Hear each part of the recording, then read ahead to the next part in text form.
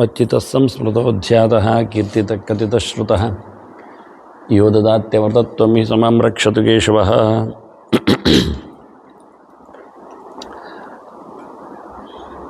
ಸಂಸ್ಕೃತದ ಕೆಲವು ಚಿಂತನೆಗಳೊಂದಿಗೆ ಇವತ್ತು ಮುಂದುವರಿಸುವ ಭಾಷೆಯ ಚಿಂತನೆಯೊಂದಿಗೆ ಅರ್ಚಿತಃ ಆಚಾರ್ಯರ ಆರಂಭದ ಮಂಗಲಾಚರಣೆ, ಅರ್ಚ ಪೂಜಾಯಾಮ್ ಧಾತುವಿನಲ್ಲಿ ಹೇಳುವಂಥ ಚಿಂತನೆ ತಹ ಪ್ರತ್ಯಯದು. ತಪ್ರತ್ಯಯದಿಂದ ಅರ್ಚಿತಃ ಅಂತ ಆಗ್ತದೆ. ಕೃತಃ, ಗತಃ, ಹೀಗೆ ತಪ್ರತ್ಯಯಗಳನ್ನು ಧಾತುವಿನಲ್ಲಿ ಹಾಕುವ ಮೂಲಕ ಕ್ರಿಯಾಪದವನ್ನು ಸುಲಭವಾಗಿ ನಾವು ತದ್ಧಿತಕ್ಕೆ ಪರಿವರ್ತನೆ ಮಾಡಲಿಕ್ಕಾಗ್ತದೆ. ಗತಃ ಗತೋ ಗತಾಹ ಅಂತ ಹೇಳಲಿಕ್ಕೆ ಆಗ್ತದೆ. ಹೀಗಾಗಿ ಕೃದಂತ ಪ್ರತ್ಯಯಗಳಿಗೆ ಅಂತಲೇ ಒಂದು ವ್ಯವಸ್ಥೆ ಮಾಡಿಕೊಂಡು, ತದ್ಧಿತ ಪ್ರತ್ಯಯಗಳು ಅಂತಲೇ ವ್ಯವಸ್ಥೆ ಮಾಡಿಕೊಂಡು, ಎರಡು ಪ್ರಕರಣಗಳೇ ಅದು. ಪ್ರತ್ಯಯಗಳನ್ನು ಹಾಕುವ ಮೂಲಕ ಶಬ್ದಗಳನ್ನು ಇನ್ನಷ್ಟು ಸಂಪಾದನೆ ಮಾಡಲಿಕ್ಕೆ ಆಗ್ತದೆ. ಅದು ಅರ್ಚಿತಃ, ಕಥಿತಃ, ಅರ್ಚಿತಃ, ಸಂಸ್ಮೃತಃ, ಸಮ್ಯಕ್ ಸ್ಮೃತಃ, ಸಂಸ್ಮೃತಃ ಅಂತ. ಉಪಸರ್ಗಗಳು, ಸಮ್ಯ ಅನ್ನೋದು ಉಪಸರ್ಗಗಳು. ಕ್ರಿಯಾಪದದ ಮೇಲೆ ಉಪಸರ್ಗಗಳನ್ನು ಸೇರಿಸಲಿಕ್ಕೆ ಬರ್ತದೆ. ಕ್ರಿಯಾಪದಗಳು ಮಾತ್ರ ಅಲ್ಲ, ಇತರ ಕಡೆಯಲ್ಲಿ ಉಪಸರ್ಗಗಳನ್ನು ಸೇರಿಸಲಿಕ್ಕೆ ಆಗ್ತದೆ, ಆಗುವುದಿಲ್ಲ ಅಂತಲ್ಲ. ಆಗತಃ ಅನ್ನುವಲ್ಲಿ ಆ ಸೇರಿಕೊಂಡಿದೆ, ಕ್ರಿಯಾದ ಹತ್ತಿರದಲ್ಲೇ ಬರ್ತದೆ. ಅದರಿಂದ ಎಲ್ಲ ಪದಗಳಿಗೂ ಸಾಮಾನ್ಯವಾಗಿ ಉಪಸರ್ಗಗಳನ್ನು ಹಾಕುವ ಮೂಲಕ ಇವತ್ತು ಉಪಸರ್ಗಗಳನ್ನು ಒಂದಿಷ್ಟು ಅತಿಪತ್ತು ತೋರಿಸಿಕೊಟ್ಟಿದ್ದಾರೆ ವ್ಯಾಕರಣಕಾರ. ಪ್ರಾಪರ ಅಪಸಂ ಅನುಅವಾನ್ಯಸಿ ನೀರಂತ ಅದನ್ನು ಪಟ್ಟಿ ಮಾಡಿಕೊಂಡು ಕಲಿಬೇಕು. ಗೊತ್ತಿಲ್ಲ ಅಂತ ಆದರೆ ಕಲಿಬೇಕು, ಗೊತ್ತಿದ್ದರೆ ನೆನಪು ಮಾಡಿಕೊಳ್ಬೇಕು. ಹಾಗಾಗಿ ಒಂದೊಮ್ಮೆ ಹೇಳಿದ್ದೇನು ಗೊತ್ತಿಲ್ಲದಿದ್ದರೆ ಪ್ರವಚನ ಮಾಡಿದ್ದನ್ನು ಇನ್ನೊಮ್ಮೆ ಕೇಳಬೇಕು. ಕೇಳಿದಾಗ ನೋಟ್ಸ್ ಮಾಡಲಿಕ್ಕೆ ಆಗ್ತದೆ. ದೊಡ್ಡ ನೋಟ್ಸ್ ಮಾಡಿದರೆ ಜನರಿಗೆ ತೋರಿಸಲಿಕ್ಕೆ ಖುಷಿ ಆಗ್ತದೆ. ಅದನ್ನು ಎರಡನೇ ಕೆಲಸ. ನಾನು ನೋಟ್ಸ್ ಕೊಡುವುದಿಲ್ಲ, ಅದನ್ನು ನೋಟ್ಸ್ ಬರೆಯುವುದಾಗಿದ್ದರೆ ಕೇಳಿದರೆ ಹೇಳುತ್ತೇನೆ ಮಧ್ಯೆ ಮಧ್ಯೆಯಲ್ಲಿ. ಒಂದು ನೋಟ್ಸ್ ಮಾಡಿದರೆ ನಮ್ಮದು ಪವರ್ ಬ್ಯಾಂಕ್ ಇದ್ದ ಹಾಗೆ ಒಂದು ಕೃಷ್ಣಾವೃತ ಮಾರಣವಾಗುವುದು ಮುಂದಿನವರಿಗೆ ದೊಡ್ಡ ಅಸೆಟ್ ಆಗ್ತದೆ. ನಾವು ಕಲೀಲಿಕ್ಕೂ ಬರ್ತದೆ, ರಿಕಾಲ್ ಮಾಡಲಿಕ್ಕೂ ಆಗ್ತದೆ. ಅದರಿಂದ ಸಂಸ್ಮೃತಃ ಅನ್ನುವಲ್ಲಿ ಸಮ್ಯಸ್ಮೃತಃ ಎನ್ನುವುದೊಂದು ವಿಶೇಷ. ಉಪಸರ್ಗ ಅಂತ ಮಾಡಿಕೊಂಡ್ರೆ ಉಪಸರ್ಗಗಳು ಪರ ಅಪಸಂ ಅನುವ ಅಂತ ಅತಿಪತ್ತ ಇದನ್ನು ಉಲ್ಲೇಖ ಮಾಡಿದ್ದಾರೆ. ಕೆಲವೊಮ್ಮೆ ಏನಾಗ್ತದೆ, ಎರಡೆರಡು ಉಪಸರ್ಗಗಳು ಒಟ್ಟು ಸೇರುತ್ತವೆ. ಅದನ್ನು ಪ್ರತ್ಯೇಕ ಅಂತ ಲೆಕ್ಕ ಹಾಕಿದರೆ ಜಾಸ್ತಿ ಆಗ್ತದೆ. ಈಗ ಉದಾಹರಣೆಗೆ ಉಪಸಂಹಾರ ಅಂತ ಉಂಟು. ಉಪಸಂಹಾರ ಅಂದರೆ ಕೊನೆ ಮಾಡುವುದು ಅಂತ ಅರ್ಥ. ಯಾವುದೇ ಕಾರ್ಯಕ್ರಮದ ಕೊನೆ, ಸಮಾಪನ.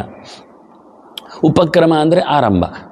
ಉಪ ಎನ್ನುವುದು ಒಂದೇ ಉಪಸರ್ಗ, ಕ್ರಮ ಅಂದರೆ ಮುಂದುವರಿತಾನೆ ಅಂತ, ಕ್ರಮಪಾದ ವಿಕ್ಷೇಪೆ ಅಂತ. ಆರಂಭ ಮಾಡ್ತಾನೆ ಅಂತ ಅರ್ಥ ಆಯಿತು ಉಪಕ್ರಮ ಅಂದರೆ. ಉಪಸಂಹಾರ ಅಂದರೆ ನಿಲ್ಲಿಸ್ತಾನೆ ಅಂತ ಅರ್ಥ ಆಯಿತು. ಅಲ್ಲಿ ಏನಾಗಿದೆ, ಉಪಶಬ್ದದ ಮೇಲೆ ಸರ್ಗದ ಮೇಲೆ ಇನ್ನೊಂದು ಉಪಸರ್ಗವನ್ನು ಸೇರಿಸ್ತಾರೆ ನಾವು. ಉಪಸಂ ಎರಡಾಯಿತು. ಹೀಗೆ ಉಪಸರ್ಗಗಳು ರಾಶಿ ಹಾಕುವುದುಂಟು, 2, 3, 4 ಬರುವುದುಂಟು, ಬರುವುದಿಲ್ಲ ಅಂತಲ್ಲ, ಹಾಕಬಹುದು. ಈಗ ಪ್ರಾಣಾಪಾನ ವ್ಯಾನೋದಾನ ಸಮಾನ ಉಂಟಲ್ಲ ಹೆಸರುಗಳು, ಪ್ರಾಣದೇವರದ್ದು ಪಂಚ ಹೆಸರುಗಳು, ಎಲ್ಲದರಲ್ಲೂ ಉಪಸರ್ಗಗಳುಂಟು. ನಾನು ಹೇಳುವುದು ಎರಡೆರಡು ಉಪಸರ್ಗ ಉಂಟು ಅಂತ. ಪ್ರ ಮತ್ತು ಆ ಮತ್ತು ಅನ, ಪ್ರಾಣ. ಹಾಗೆ ಅಪಾನಲ್ಲಿ ಅಪ, ಆ, ಅನ, ಅಪಾನ. ಅನ ಅಂದರೆ ಪ್ರಾಣ, ಪ್ರಾಣನ ಹೆಸರು ಅನ ಅಂತ ಅಷ್ಟೇ ಅವನದ್ದು. ಅನ ಅಂದರೆ ಅನಚೇಷ್ಟಾಯಾಮ್ ಧಾತು, ಅಣತೀತಿ ಅನಃ. ಅಥವಾ ಆ ಅಂದರೆ ಅಸ್ಮಾತ್, ನ ಅಂದರೆ ಬಂದವನು, ಚಿಂತನಿದ್ದಂದವನು ಅರ್ಥ. ಭಗವಂತನ ಮಗ ಎನ್ನುವ ಲೆಕ್ಕಾಚಾರದಲ್ಲಿ ಅನ ಅಂತನ ಹೆಸರು. ಅಜ ಇದ್ದಾಗೆ ಅನ. ಅಜ ಅಂದರೆ ಚತುರ್ಮುಖ, ಅನ ಅಂದರೆ ಪ್ರಾಣ, ವಾಯುದೇವರು. ಅದರದ್ದು ಪ್ರ ಆ ಎರಡು ಉಪಸರ್ಗ ಸೇರಿ ಪ್ರಾಣ. ಅಪ ಆ ಅಪಾನ, ಉತು ಆ ಉದಾನ, ಸಮ ಆ ಸಮಾನ, ವಿ ಆ ವ್ಯಾನ. ಹಾಗೆ ಪ್ರತಿಯೊಂದರಲ್ಲಿ ಎರಡೆರಡು ಉಪಸರ್ಗಗಳು ಸೇರಿಕೊಂಡಿವೆ. ಇದು ಗೊತ್ತಾಗೋದಿಲ್ಲ. ಕೆಲವೊಮ್ಮೆ ಒಂದೇ ಉಪಸರ್ಗ ಅನ ಪ್ರಾಣ ಆಗ್ತದೆ, ಆಗುವುದಿಲ್ಲ ಅಲ್ಲ. ಆ ಒಟ್ಟು ಸೇರಿಕೊಂಡು ಆ ಒಂದೇ ಆಗಿದೆ. ಅದನ್ನು ಎರಡು ಉಪಸರ್ಗ ಸೇರಿದ್ದು ಗೊತ್ತಾಗ್ತದೆ ಎಲ್ಲ ಕಡೆ. ಹೀಗೆ ಅನೇಕ ಉಪಸರ್ಗಗಳನ್ನು ಸೇರಿಸಲಿಕ್ಕೆ ಬರ್ತದೆ. ಉಪಸರ್ಗಗಳಿಂದ ಏನಾಗ್ತದೆ, ಧಾತುವಿನ ಅರ್ಥಗಳನ್ನು ಚೇಂಜ್ ಮಾಡಲಿಕ್ಕೆ ಬರ್ತದೆ. ಈಗ ಹರತಿ ಅಂದರೆ ತರ್ತಾನೆ ಅಂತ, ರಂಜಹರಣೆ. ತರ್ತಾನೆ ಅಂತ ಅರ್ಥ ಇದ್ದರೆ ಇದೆಲ್ಲ ಉದಾಹರಣೆ ಕೊಡತಕ್ಕಂತಹ ಉಪಸರ್ಗ ಸೇರಿದರೆ ವ್ಯತ್ಯಾಸ ಆಗ್ತದೆ ಅಂತ ಇನ್ನೊಬ್ಬರಿಗೆ ಹೇಳಲಿಕ್ಕೆ ನಾವು ಬೇಕು. ಅದೇ ಒಂದು ವಿಶೇಷ, ಉಪಸರ್ಗಗಳ ಬಗ್ಗೆ ಮಾತಾಡೋದು ಅಂತ. ಹಾಗೆ ಉಪಸರ್ಗಗಳು ಅಂದಾಗ ಏನು ಅಂತ ಬಂತು, ಎಷ್ಟು ಅಂತ ಬಂತು, ಹೇಗೆ ಅಂತ ಬಂತು. ಉದಾಹರಣೆಯನ್ನು ಕೇಳಿದರೆ ಅದಕ್ಕೆ ಎಚ್ಚರ ಕೊಡುವಂಥದ್ದು ಹೃನ್ಯ ಧಾತುವನ್ನೇ ತಗೊಳ್ಳೋದು. ಹರತಿ ಅಂತ ಅವರು ತರ್ತಾನೆ ಅಂತ. ತರ್ತಾನೆ ಎನ್ನುವುದಕ್ಕೆ ಆಹರತಿ ಅಂದರೆ ಒಳ್ಳೆಯದು, ತುಂಬ ತರ್ತಾನೆ ಅನ್ನೋದು ಸತ್ಯ. ವಿಹಾರತಿ ಅಂದರೆ ತರ್ತಾನೆ ಅಂತ ಅರ್ಥ ಅಲ್ಲಿ. ವಿಹರತಿ ಅಂದರೆ ಕ್ರೀಡೆ ಮಾಡ್ತಾನೆ, ಆಡ್ತಾನೆ ಅಂತ ಅರ್ಥ. ಸಂಹರತಿ ಅಂದರೆ ಸಾಯಿಸ್ತಾನೆ ಅಂತ ಅರ್ಥ. ನೋಡಿ ಏನಾಯ್ತು ವ್ಯತ್ಯಾಸ, ಎಷ್ಟು ವ್ಯತ್ಯಾಸ. ವಿಹರತಿ ಶಬ್ದಕ್ಕೂ ಸಂಹರತಿಗೂ ಅದು ನಾವು ಪ್ರಕರಣ ನೋಡಬೇಕು ಅರ್ಥಗಳನ್ನು ಹಾಕುವಾಗ. ವ್ಯವಸ್ಥೆ ಮಾಡುವಾಗ. ವಿಹರತಿ ಅಂದರೆ ಕ್ರೀಡೆ ಮಾಡ್ತಾನೆ ಅಷ್ಟಲ್ಲ. ಭೀಮೋ ವಿಹರತಿ ಯುದ್ಧೇ ಚ ಅಂತ ಹೇಳಿದ್ರು ಒಂದೊಮ್ಮೆ. ಅಲ್ಲಿ ವಿಹರತಿ ಅಂದರೆ ಆಡ್ತಾನೆ ಹೇಳಿದಲ್ಲ, ಆಡಿದಾಗೆ ಹೊಡಿತಾನೆ ಅಂತ ಅರ್ಥ. ಅಲ್ಲಿ ಆಗ ನೋಡಿ ಅರ್ಥ ಬೇರೆ ಮಾಡ್ತೇನೆ. ಬಾಲಃ ವಿಹರತಿ ಅದು ಸಮ ಕ್ರೀಡಾಂಗಣೆ, ಮಗ ಹುಡುಗ ಮೈದಾನದಲ್ಲಿ ಆಡ್ತಾನೆ ಅದು ಸರಿ. ಭೀಮಃ ವಿಹರತಿ ಅಂಗಣೆ ಅಂದಾಗ ಅದು ಬೇರೆ, ಅದು ಯುದ್ಧದಲ್ಲಿ, ಕ್ರೀಡಾಂಗಣೆ ಅಲ್ಲ, ಅದು ರಣಾಂಗಣೆ. ಹೀಗೆ ಉಪಸರ್ಗಗಳು ಹಾಕಿದರೂ ಒಂದೇ ಅರ್ಥದಲ್ಲಿ ನಿಲ್ಲುವುದಿಲ್ಲ. ಇಷ್ಟ ಬಂದಾಗಿ ಅದು ಉಪಸರ್ಗೇಣ ಧಾತ್ವರ್ಥ ಬಲಾದನ್ಯತ್ರ ನಿಯತೆ ಅಂತ. ಧಾತುವಿನ ಅರ್ಥವನ್ನು ಉಪಸರ್ಗಗಳು ಎಳ್ಕೊಂಡೋಗಿ ಬೇರೆ ಕಡೆ ಆಗ್ತದೆ. ಹೇಗೆ ಕೇಳಿದರೆ ಪ್ರಹಾರ, ಆಹಾರ, ಸಂಹಾರ, ವಿಹಾರ, ಪರಿಹಾರವತ್. ಉದಾಹರಣೆಗೆ ಅದನ್ನೇ ಅವರು ಹೀಗೆ ಉಪಸರ್ಗಗಳಿಂದ ಸಂಸ್ಮೃತ ಅನ್ನುವಲ್ಲಿ ನಾವು ಉಪಸರ್ಗ ಅಂತ ಇಟ್ಟುಕೊಂಡ್ರೆ ಬಹಳ ಸ್ಪಷ್ಟವಾಗಿ ಸಮ್ಯಕ್ ಸ್ಮೃತಃ ಅಂತ, ಚೆನ್ನಾಗಿ ಅಂತ ಅರ್ಥ. ಅದು ಸಂಪೂರ್ಣತೆಯ, ಪೂರ್ಣವಾಗಿ ಅಂತ ಅರ್ಥ. ಸಮ್ಯಕ್ ಇನ್ನೊಂದು ಅರ್ಥ ಏನು ಅಂದರೆ ಪೂರ್ಣ ಅಂತ ಅರ್ಥ. ಪೂರ್ಣವಾಗಿಯೂ ಸ್ಮರಿಸಲ್ಪಟ್ಟು. ಇದೊಂದು ಉಪಸರ್ಗಗಳಿಗೆ, ಅವ್ಯಯಗಳಿಗೆ, ಉಪಪದಗಳಿಗೆಲ್ಲ ಬೇಕಾದಷ್ಟು ಅರ್ಥಗಳಿವೆ. ಅದು ನಾವು ಪ್ರಸಂಗ ನೋಡಿ ಅರ್ಥ ಮಾಡಲಿಕ್ಕೆ, ವಿವಕ್ಷೆಯಿಂದ ಅರ್ಥ ನೋಡಲಿಕ್ಕೆ ಆಗ್ತದೆ. ಅರ್ಚಿತಃ ಸಂಸ್ಮೃತಃ ಅಲ್ಲಿಯೂ ಸಹ ಸ್ಮೃ ಧಾತು, ಸ್ಮರಣೆ ಅಂತ ಧಾತುವಿನಲ್ಲಿ, ಸ್ಮೃ ಚಿಂತಾಯಾಮ್ ಧಾತುವಿನಲ್ಲಿ ತಪ್ರತ್ಯಯವೇ ಬಂದತ್ತು. ಧ್ಯಾತಃ ಅಲ್ಲಿಯೂ ಹಾಗೆ. ಒಂದೊಮ್ಮೆ ಯಾರಾದರೂ ಶಬ್ದದ ಬಗ್ಗೆ ಹೀಗೆ ಪ್ರಶ್ನೆ ಕೇಳ್ತಾರೆ, ಒಂದು ಶಬ್ದದ ಬಗ್ಗೆ, ಸಂಸ್ಕೃತದ ಶಬ್ದದ ಬಗ್ಗೆ ಅದರ ಸ್ವರೂಪವನ್ನು ತಿಳಿಸಿರಿ. ಆಗ ಧ್ಯಾತಃ ಅಂತ ಕೊಟ್ಟರೆ ಜೈ ಚಿಂತಾಯಾಮ್ ಧಾತು ತಪ್ರತ್ಯಯ ಅಂತ ಬರಿಬೇಕು. ಅಕಾರಾಂತಹ ಪುಲ್ಲಿಂಗ ಪ್ರಥಮ ಏಕವಚನಂ ಧ್ಯಾತಃ ಧ್ಯಾತೋ ಧ್ಯಾತಃ. ಸಮ್ಯಕ್ ಧಾತಃ ಅಂತ ಸಮ್ ಎನ್ನುವುದನ್ನು ಈಚೆಯೂ ತರಬಹುದು. ವೇದದಲ್ಲಿ ಮಾತ್ರವೇ ಉಪಸರ್ಗಗಳನ್ನು ಪ್ರತ್ಯೇಕ, ಶಬ್ದವನ್ನು ಪ್ರತ್ಯೇಕ ಹಾಕಲಿಕ್ಕೆ ಅನುಕೂಲ ಉಂಟೆ. ಲೋಕದಲ್ಲಿ ಇಲ್ಲ. ಲೌಕಿಕ ವ್ಯಾಕರಣದಲ್ಲಿ ಉಪಸರ್ಗವನ್ನು ಪ್ರತ್ಯೇಕ ಹೇಳಲಿಕ್ಕಿಲ್ಲ. ಈಗ ಉದಾಹರಣೆಗೆ ಆ ಕೃಷ್ಣೇನದ ಸಾವರ್ತಮಾನ ಅಂತ ಸೂರ್ಯನ ಮಂತ್ರ ಉಂಟು. ಅಲ್ಲಿ ಆ ಎನ್ನುವುದು ಉಪಸರ್ಗ. ಅದು ದೇವೋ ಯಾತಿ ಭುವನಾನಿ ಪಶ್ಯನ್, ಅಲ್ಲಿ ಯಾತಿ ಶಬ್ದಕ್ಕೆ ಸೇರಿದೆ, ಆ ಯಾತಿ ಅಂತ. ಇಡೀ ಲೋಕವನ್ನು ನೋಡ್ತಾ ಸೂರ್ಯ ಬರುತ್ತಿದ್ದಾನೆ. ಅದು ಯಾಕೆ ಹಾಗೆ ಹೇಳಿದರು? ಆ ಕೃಷ್ಣೇನದ ಸಾವರ್ತಮಾನೋ ನಿಮೇಶೇನ ಪ್ರಥಮರ್ಥಂಚ ಎರಡನೇನ ಸವಿತಾರತೇನ ದೇವೋ ಯಾತಿ ಭುವನಾನಿ ಪಶ್ಯನ್. ಯಾತಿ ಎನ್ನುವುದಲ್ಲಿ ಉಂಟು, ಆ ಎನ್ನುವುದು ಮೊದಲುಂಟು. 4ನೇ ಪಾದದಲ್ಲಿ ಯಾತಿ, 1ನೇ ಪಾದದಲ್ಲಿ ಆ ಉಪಸರ್ಗ. ಆ ಯಾತಿ ಬರುತ್ತಾನೆ. ಅದು ಯಾಕೆ ಬೇರೆ ಮಾಡಿದ್ರು ಅಂದರೆ, ಗಮ್ಮತ್ತು ಕೇಳಿದರೆ ಭುವನಾನಿ ಪಶ್ಯನ್ ಲೋಕಗಳನ್ನು ನೋಡುತ್ತಾ, ಯಾತಿ ಹೋಗುತ್ತಾನೆ, ಬರ್ತಾನೆ ಹೋಗ್ತಾನೆ ಎನ್ನುವುದನ್ನು ಕಂಟಿನ್ಯೂ ಮಾಡಲಿಕ್ಕೆ. ಎಲ್ಲಿ ಹೋಗ್ತಾನೆ? ಹೋಗುವುದಿಲ್ಲ, ನಮಗೆ ಹೋದಾಗೆ ಆಗ್ತದೆ. ಆದ್ದರಿಂದ ಬರ್ತಾನೆ ಹೌದು, ಹೋಗ್ತಾನೆ ಹೌದು, ಆದರೆ ಬರುವುದಿಲ್ಲ, ಹೋಗುವುದಿಲ್ಲ. ಅಲ್ಲಿಗೋಸ್ಕರ ಅಂದರೆ ಅವನ ಅಸ್ತಮಾನವು ನಮಗೆ ಅಸ್ತ ಅಷ್ಟೇ, ಉಳಿದವರಿಗೆ ಉದಯ. ಇದನ್ನೆಲ್ಲ ಗಮನಿಸಿ, ಇದೆಲ್ಲ ವೈಜ್ಞಾನಿಕವಾದ ವಿಷಯವೇ. ಬಹಳ ಚಂದವಾಗಿ ಶ್ರುತಿ ಹೇಳ್ತದೆ. ಪ್ರಚೋದಯಾತ್ ಒಟ್ಟಿಗೆ ಉಂಟು. ಧಿಯೋ ಯೋನ ಪ್ರ ಎನ್ನುವುದು ಉಪಸರ್ಗ, ಚೋದಯಾತ್ ಕ್ರಿಯಾಪದ ಒಟ್ಟಿಗೆ ಉಂಟು. ಒಟ್ಟಿಗೆ ಇರುವುದು ವೇದದ ನಿಯಮ, ಪ್ರತ್ಯೇಕ ಇರುವುದು ವೇದದ ನಿಯಮ. ಲೋಕದ ನಿಯಮದಲ್ಲಿ ಪ್ರತ್ಯೇಕ ಇರಲಿಕ್ಕಿಲ್ಲ. ಆದರೆ ಇಲ್ಲಿ ಆಚಾರ್ಯರ ಮಂಗಳಾಚರಣೆಯಲ್ಲಿ ನಾನು ಅದನ್ನು ಪ್ರತ್ಯೇಕ ಮಾಡುತ್ತೇನೆ. ಹೇಗೆ ಕೇಳಿದರೆ ಅರ್ಚಿತಃ ಸಂ ಸ್ಮೃತಃ ಧ್ಯಾತಃ. ಸಂ ಎನ್ನುವುದನ್ನು ಪ್ರತ್ಯೇಕ ಇಟ್ಟುಕೊಂಡು ಸಂ ಅರ್ಚಿತಃ ಅಲ್ಲಿ ಹಾಕಲಿ ಬರ್ತದೆ. ಸಮರ್ಚಿತಃ ಚೆನ್ನಾಗಿ ಪೂಜೆ ಮಾಡಲ್ಪಟ್ಟಾಗ. ಚೆನ್ನಾಗಿ ಯಾಕೆ ಹೇಳಬೇಕು? ಪೂಜೆ ಎಲ್ಲರೂ ಮಾಡ್ಯಾರು, ಆದರೆ ಅದರಲ್ಲಿ ಶ್ರದ್ಧೆ ಎನ್ನುವುದು ಮುಖ್ಯ, ತಿಳಿದು ಮಾಡುವುದು ಇನ್ನೊಂದು ಮುಖ್ಯ. ಇದು ಎರಡು ಸಾಮಾನ್ಯ ಕಮ್ಮಿ ಇರ್ತದೆ. ಈಗ ಪೌರೋಹಿತ್ಯದ ಪ್ರಕರಣದಲ್ಲಿ ಪೂಜೆ ಪುನಸ್ಕಾರಗಳು ಅಂದರೆ ಯಜಮಾನನಿಗೆ ಭಾರಿ ಶ್ರದ್ಧೆ ಇರ್ತದೆ ಮಾಡಿಸಬೇಕು ಅಂತ. ಪುರೋಹಿತರು ಅವರದ್ದು ಬರುತ್ತೆ, ಅದು ಮಾಡ್ತಾರೆ ಹೋಗ್ತಾರೆ. ಆಗ ನಾವು ನಿರೀಕ್ಷೆ ಮಾಡಲಿಕ್ಕೆ ಬರೋದಿಲ್ಲ ಶ್ರದ್ಧೆ ಉಂಟೋ ಇಲ್ಲವೋ ಅಂತ. ಆ ಯಜಮಾನನಲ್ಲಿರತಕ್ಕ ಶ್ರದ್ಧೆಯನ್ನು ನೋಡಿಕೊಂಡು ಪುರೋಹಿತನ ಶ್ರದ್ಧೆ ಮೂಡ್ಬೋದು. ಅದು ಯಜಮಾನ ದ್ರವ್ಯ ನೋಡಿಕೊಂಡು, ಓಹ್ ಬಟ್ಟೆಯೆಲ್ಲ ಇಟ್ಟಿದ್ದಾರೆ, ದೊಡ್ಡ ನೋಟಿನ ಕಟ್ಟು ತಂದಿದ್ದಾರೆ, ಸ್ವಲ್ಪ ಏನು ಶ್ರದ್ಧೆ ಮೂಡ್ಬೋದು. ಅಥವಾ ಬೇಡ, ಶ್ರದ್ಧೆ ಮೂಡುವುದನ್ನು ಬಿಡುವ. ನಾವೊಂದೊಮ್ಮೆ ಅವನು ಚಿಲ್ಲರೆ ನಾಣ್ಯಗಳನ್ನು ಮಾತ್ರ ಸುಧಾರಿಸಲಿಕ್ಕೆ ಹೇಳಿದರೆ, ಸಣ್ಣದೆಲ್ಲ ತಂದಿಟ್ಟರೆ ನಮಗೆ ಅಸಡ್ಡೆ ಮೂಡ್ತದೆ ಮಾಡುವಾಗಲೇ. ಎಂಥ ಜುಜಿಬಿ ಮಾರಿ ಲೋಭಿ ಮಾರಿ ಹೇಳಿ ಕಮ್ಮಿ ಮಾಡ್ಕೊಂಡು, ಅಂದರೆ ಅಸಡ್ಡೆ ಬೇಗ ಬರ್ತದೆ. ಶ್ರದ್ಧಾ ಅಭಾವವೇ ಅಶ್ರದ್ಧ. ಅಶ್ರದ್ಧ ಎನ್ನುವುದಕ್ಕೆ ಕನ್ನಡದಲ್ಲಿ ಶಬ್ದ ತದ್ಭವ ಅಸಡ್ಡೆ. ಅಸಡ್ಡೆಯಿಂದ ಮಾಡ್ತಾರೆ. ಹೀಗೆ ಕೊತ್ತಂಬರಿ ಸೊಪ್ಪನಿಗೆ ಪೀಂಟಿದೆ ಹೀಗೆ ಬಿಸಾಡಿದೆ ತಿನ್ ಸೈಡಿಯ ಹೇಳ್ತಾರಲ್ಲ ಕೆಲವರು, ಹಾಗೆ ಅಸಡ್ಡೆ ಮಾಡುವಾಗ. ಇದು ಶ್ರದ್ಧ ಯದೇವ ಶ್ರದ್ಧೆಯ ಕರೋತಿ ಯದೇವ ವಿದ್ಯೆಯಾ ಕರೋತಿ ಅದರಿಂದ ವೀರ್ಯವತ್ತರಂ ಭವತಿ ಅಂತ. ಯದೇವ ವಿದ್ಯೆಯ ಶ್ರದ್ಧೆಯ ಕರೋತಿ ವೀರ್ಯವತ್ತರಂ ಭವತಿ, ಇಲ್ಲದಿದ್ದರೆ ಇಲ್ಲ. ಆದ್ದರಿಂದ ಸಂ ಅರ್ಚಿತಃ ಎನ್ನುವುದು ಬೇಕು. ಪೂಜೆಯಲ್ಲಿ ಸಮ್ಯಕ್ತ ದ್ರವ್ಯಗಳ ವಿಷಯ, ವ್ಯವಸ್ಥೆ, ಆನಂತರ ಸಮಯದ ವಿಷಯ, ಕಾಲದ ಸಮಯ ಆಯ್ತಲ್ಲ, ದೇಶದ ವಿಷಯ, ಎಲ್ಲಿ ಮಾಡ್ತಾನೆ. ಕೆಲವರು ಬಾತ್ರೂಮಲ್ಲಿ ಗೋಪೆ ಹಚ್ಚಿ ಬರೋದುಂಟು, ಮುಗಿದೋಯ್ತು. ಕೆಲವರು ಅಲ್ಲಿ ಆಚರಣೆ ಮಾಡೋದು ನಳ್ಳಿಯಲ್ಲಿ, ಮುಗಿದೋಯ್ತು. ಇದು ನಡೆಯುವ ವಿಷಯಗಳು. ಅಂದರೆ ನಾವು ಇತರ ವಸ್ತುಗಳಿಂದಾಗಿ ಸಮ್ಯಕ್ತಾವನ್ನು ಮಾಡಲಿಕ್ಕೆ ಬರ್ತದೆ. ವಿರೋಧಗಳು ನೋಡಿದಾಗಲೇ ಸಮ ಮಾಡುವುದೇನು ಅರ್ಥ ಆಗ್ತದೆ. ಆಕ್ಸಿಡೆಂಟ್ ಆಗೋದು ನೋಡಿಯೇ ಅಲರ್ಟ್ ಆಗಬೇಕೆಂದು ಅರ್ಥ ಆಗೋದಿಲ್ಲೂ ಹಾಗೆ. ಪ್ರತಿಯೊಂದು ವಿಷಯವೂ ಹಾಗೆ. ವಿರೋಧದಿಂದಾಗಿ ನಮಗೆ ಎಚ್ಚರ ಆಗುವುದು ಹೊರತು ಇಲ್ಲದಿದ್ದರೆ ಇಲ್ಲ. ನಿಯಮಗಳು ನಮ್ಮನ್ನು ನಡೆಸುವುದಿಲ್ಲ, ನಮಗೆ ವಿರೋಧಗಳು ನಮ್ಮನ್ನು ಎಚ್ಚರಿಸ್ತವೆ. ಮೆಲ್ಲಕ್ಕೆ ಹೋಗಿ ಹೇಳಿದರೆ ಯಾರು ಕೇಳೋದಿಲ್ಲ. ಗುದ್ದಿದ ನಂತರ ಮೆಲ್ಲ ಹೋಗಬೇಕು ಅಂತ ನಾವು ಅರ್ಥ ಮಾಡಿಕೊಳ್ತೇವೆ. ಅದೇ ನಮಗೇ ಯಾರಾದರೂ ಗುದ್ದಿದಾಗ ಗೊತ್ತಾಗ್ತದೆ. ಇಲ್ಲ ಇನ್ನು ಪರೋಪದೇಶ ಪಾಂಡಿತ್ಯ ಹೇಳಿದ ಹಾಗೆ ಇನ್ನೊಬ್ಬರಿಗೆ ಹೇಳಲಿಕ್ಕೆ ನಾವು ಖುಷಿ ಪಡುತ್ತೇವೆ, ನಾವು ಮಾತ್ರ ಹೇಳಲಿಕ್ಕೆ ಇಷ್ಟಪಡುವುದಿಲ್ಲ ವಿಷಯವನ್ನು. ಹೀಗೆ ಅರ್ಚಿತಃ, ಸಂಸ್ಮೃತಃ, ಧ್ಯಾತಃ, ಕೀರ್ತಿತಃ, ಕಥಿತಃ, ಶ್ರುತಃ ಎನ್ನುವ ಆಚಾರ್ಯರ ಪ್ರಾರಂಭದ ಗೆರೆಯಲ್ಲಿ ಸಂಶಬ್ದವನ್ನು ನಾವು ಒಂದೊಮ್ಮೆ, ಶಬ್ದ ಅಂತ ಇರಲಿ, ಉಪಸರ್ಗ ಇರಲಿ, ಶಬ್ದ ಅಂತ ಯಾಕೆ ಹೇಳ್ತೇನೆ ಹೇಳಿದರೆ, ಸಂ ಎನ್ನುವುದು ದೇವರ ಹೆಸರು ಹೌದು. ಏಕಾಕ್ಷರ ಕೋಶಗಳು ಸುಮಾರಿವೆ. ಒಂದಕ್ಷರಕ್ಕೆ ಏನು ಅರ್ಥ ಅಂತ ಬಹಳ ವಿಚಿತ್ರ ಅದು. ನಾವೀಗ ಅಜಾದಿಗಳನ್ನು ನೋಡಿಕೊಳ್ಳಿಕ್ಕೆ ಹೋದರೆ ಲುಶಃ, ಲುಜಿಹಿ ಇಂಥ ಕಡೆಯಲ್ಲೆಲ್ಲ ಬೇಕಾಗ್ತದೆ. ಅದು ಲು ಅಂದರೆ ಯಾರು, ಅಲ್ಲಿ ದಿತಿ ಅದಿತಿ ಇಂದ ಏಕಾಕ್ಷರ ಕೋಶದಲ್ಲಿ ಕೊಡ್ತಾರೆ. ಅದರಿಂದ ಲುಜಿ ಅಂದರೆ ಅದಿತಿಯ ಮಕ್ಕಳನ್ನು ಗೆದ್ದವನು, ಅಥವಾ ಆದಿತ್ಯರ ಅಥವಾ ದ್ವಿತೀಯ ಮಕ್ಕಳು, ಇಲ್ಲಿ ಅಂದರೆ ದಿತಿ, ಅವರಿಬ್ಬರು ಅದಿತಿ ಮತ್ತು ದಿತಿಗಳು ಲುಗಳಿಗೆ ಲುಶಃ, ಲುಜಿಹಿ ಅಂದಾಗೆಲ್ಲ ಅವರನ್ನು ಗೆದ್ದವನು, ಅವನಿಗೆ ಸುಖ ಕೊಟ್ಟವನು, ಅದಿತಿಯ ಮಕ್ಕಳಿಗೆ ಸುಖ ಕೊಟ್ಟವನು, ದ್ವಿತೀಯ ಮಕ್ಕಳನ್ನು ಗೆದ್ದವನು ಅಂತ ಹೇಳಲಿಕ್ಕೆಲ್ಲ ಬೇಕಾಗ್ತದೆ. ಇಂಥದ್ದು ಏಕಾಕ್ಷರ ಕೋಶದಲ್ಲಿ ಸಂಶಬ್ದಕ್ಕೆ ಆಚಾರ್ಯ ಮಧ್ವರು ಭಗವಂತ ಅಂತ ಅರ್ಥ ಹೇಳ್ತಾರೆ. ಸಂ ಅಂದರೆ ಸಂಪೂರ್ಣ ಅಂತ ಅರ್ಥ, ಪೂರ ಅಂತ ಅರ್ಥ. ಪೂರ ಯಾರು? ದೇವರೊಬ್ಬನೇ ಪೂರ.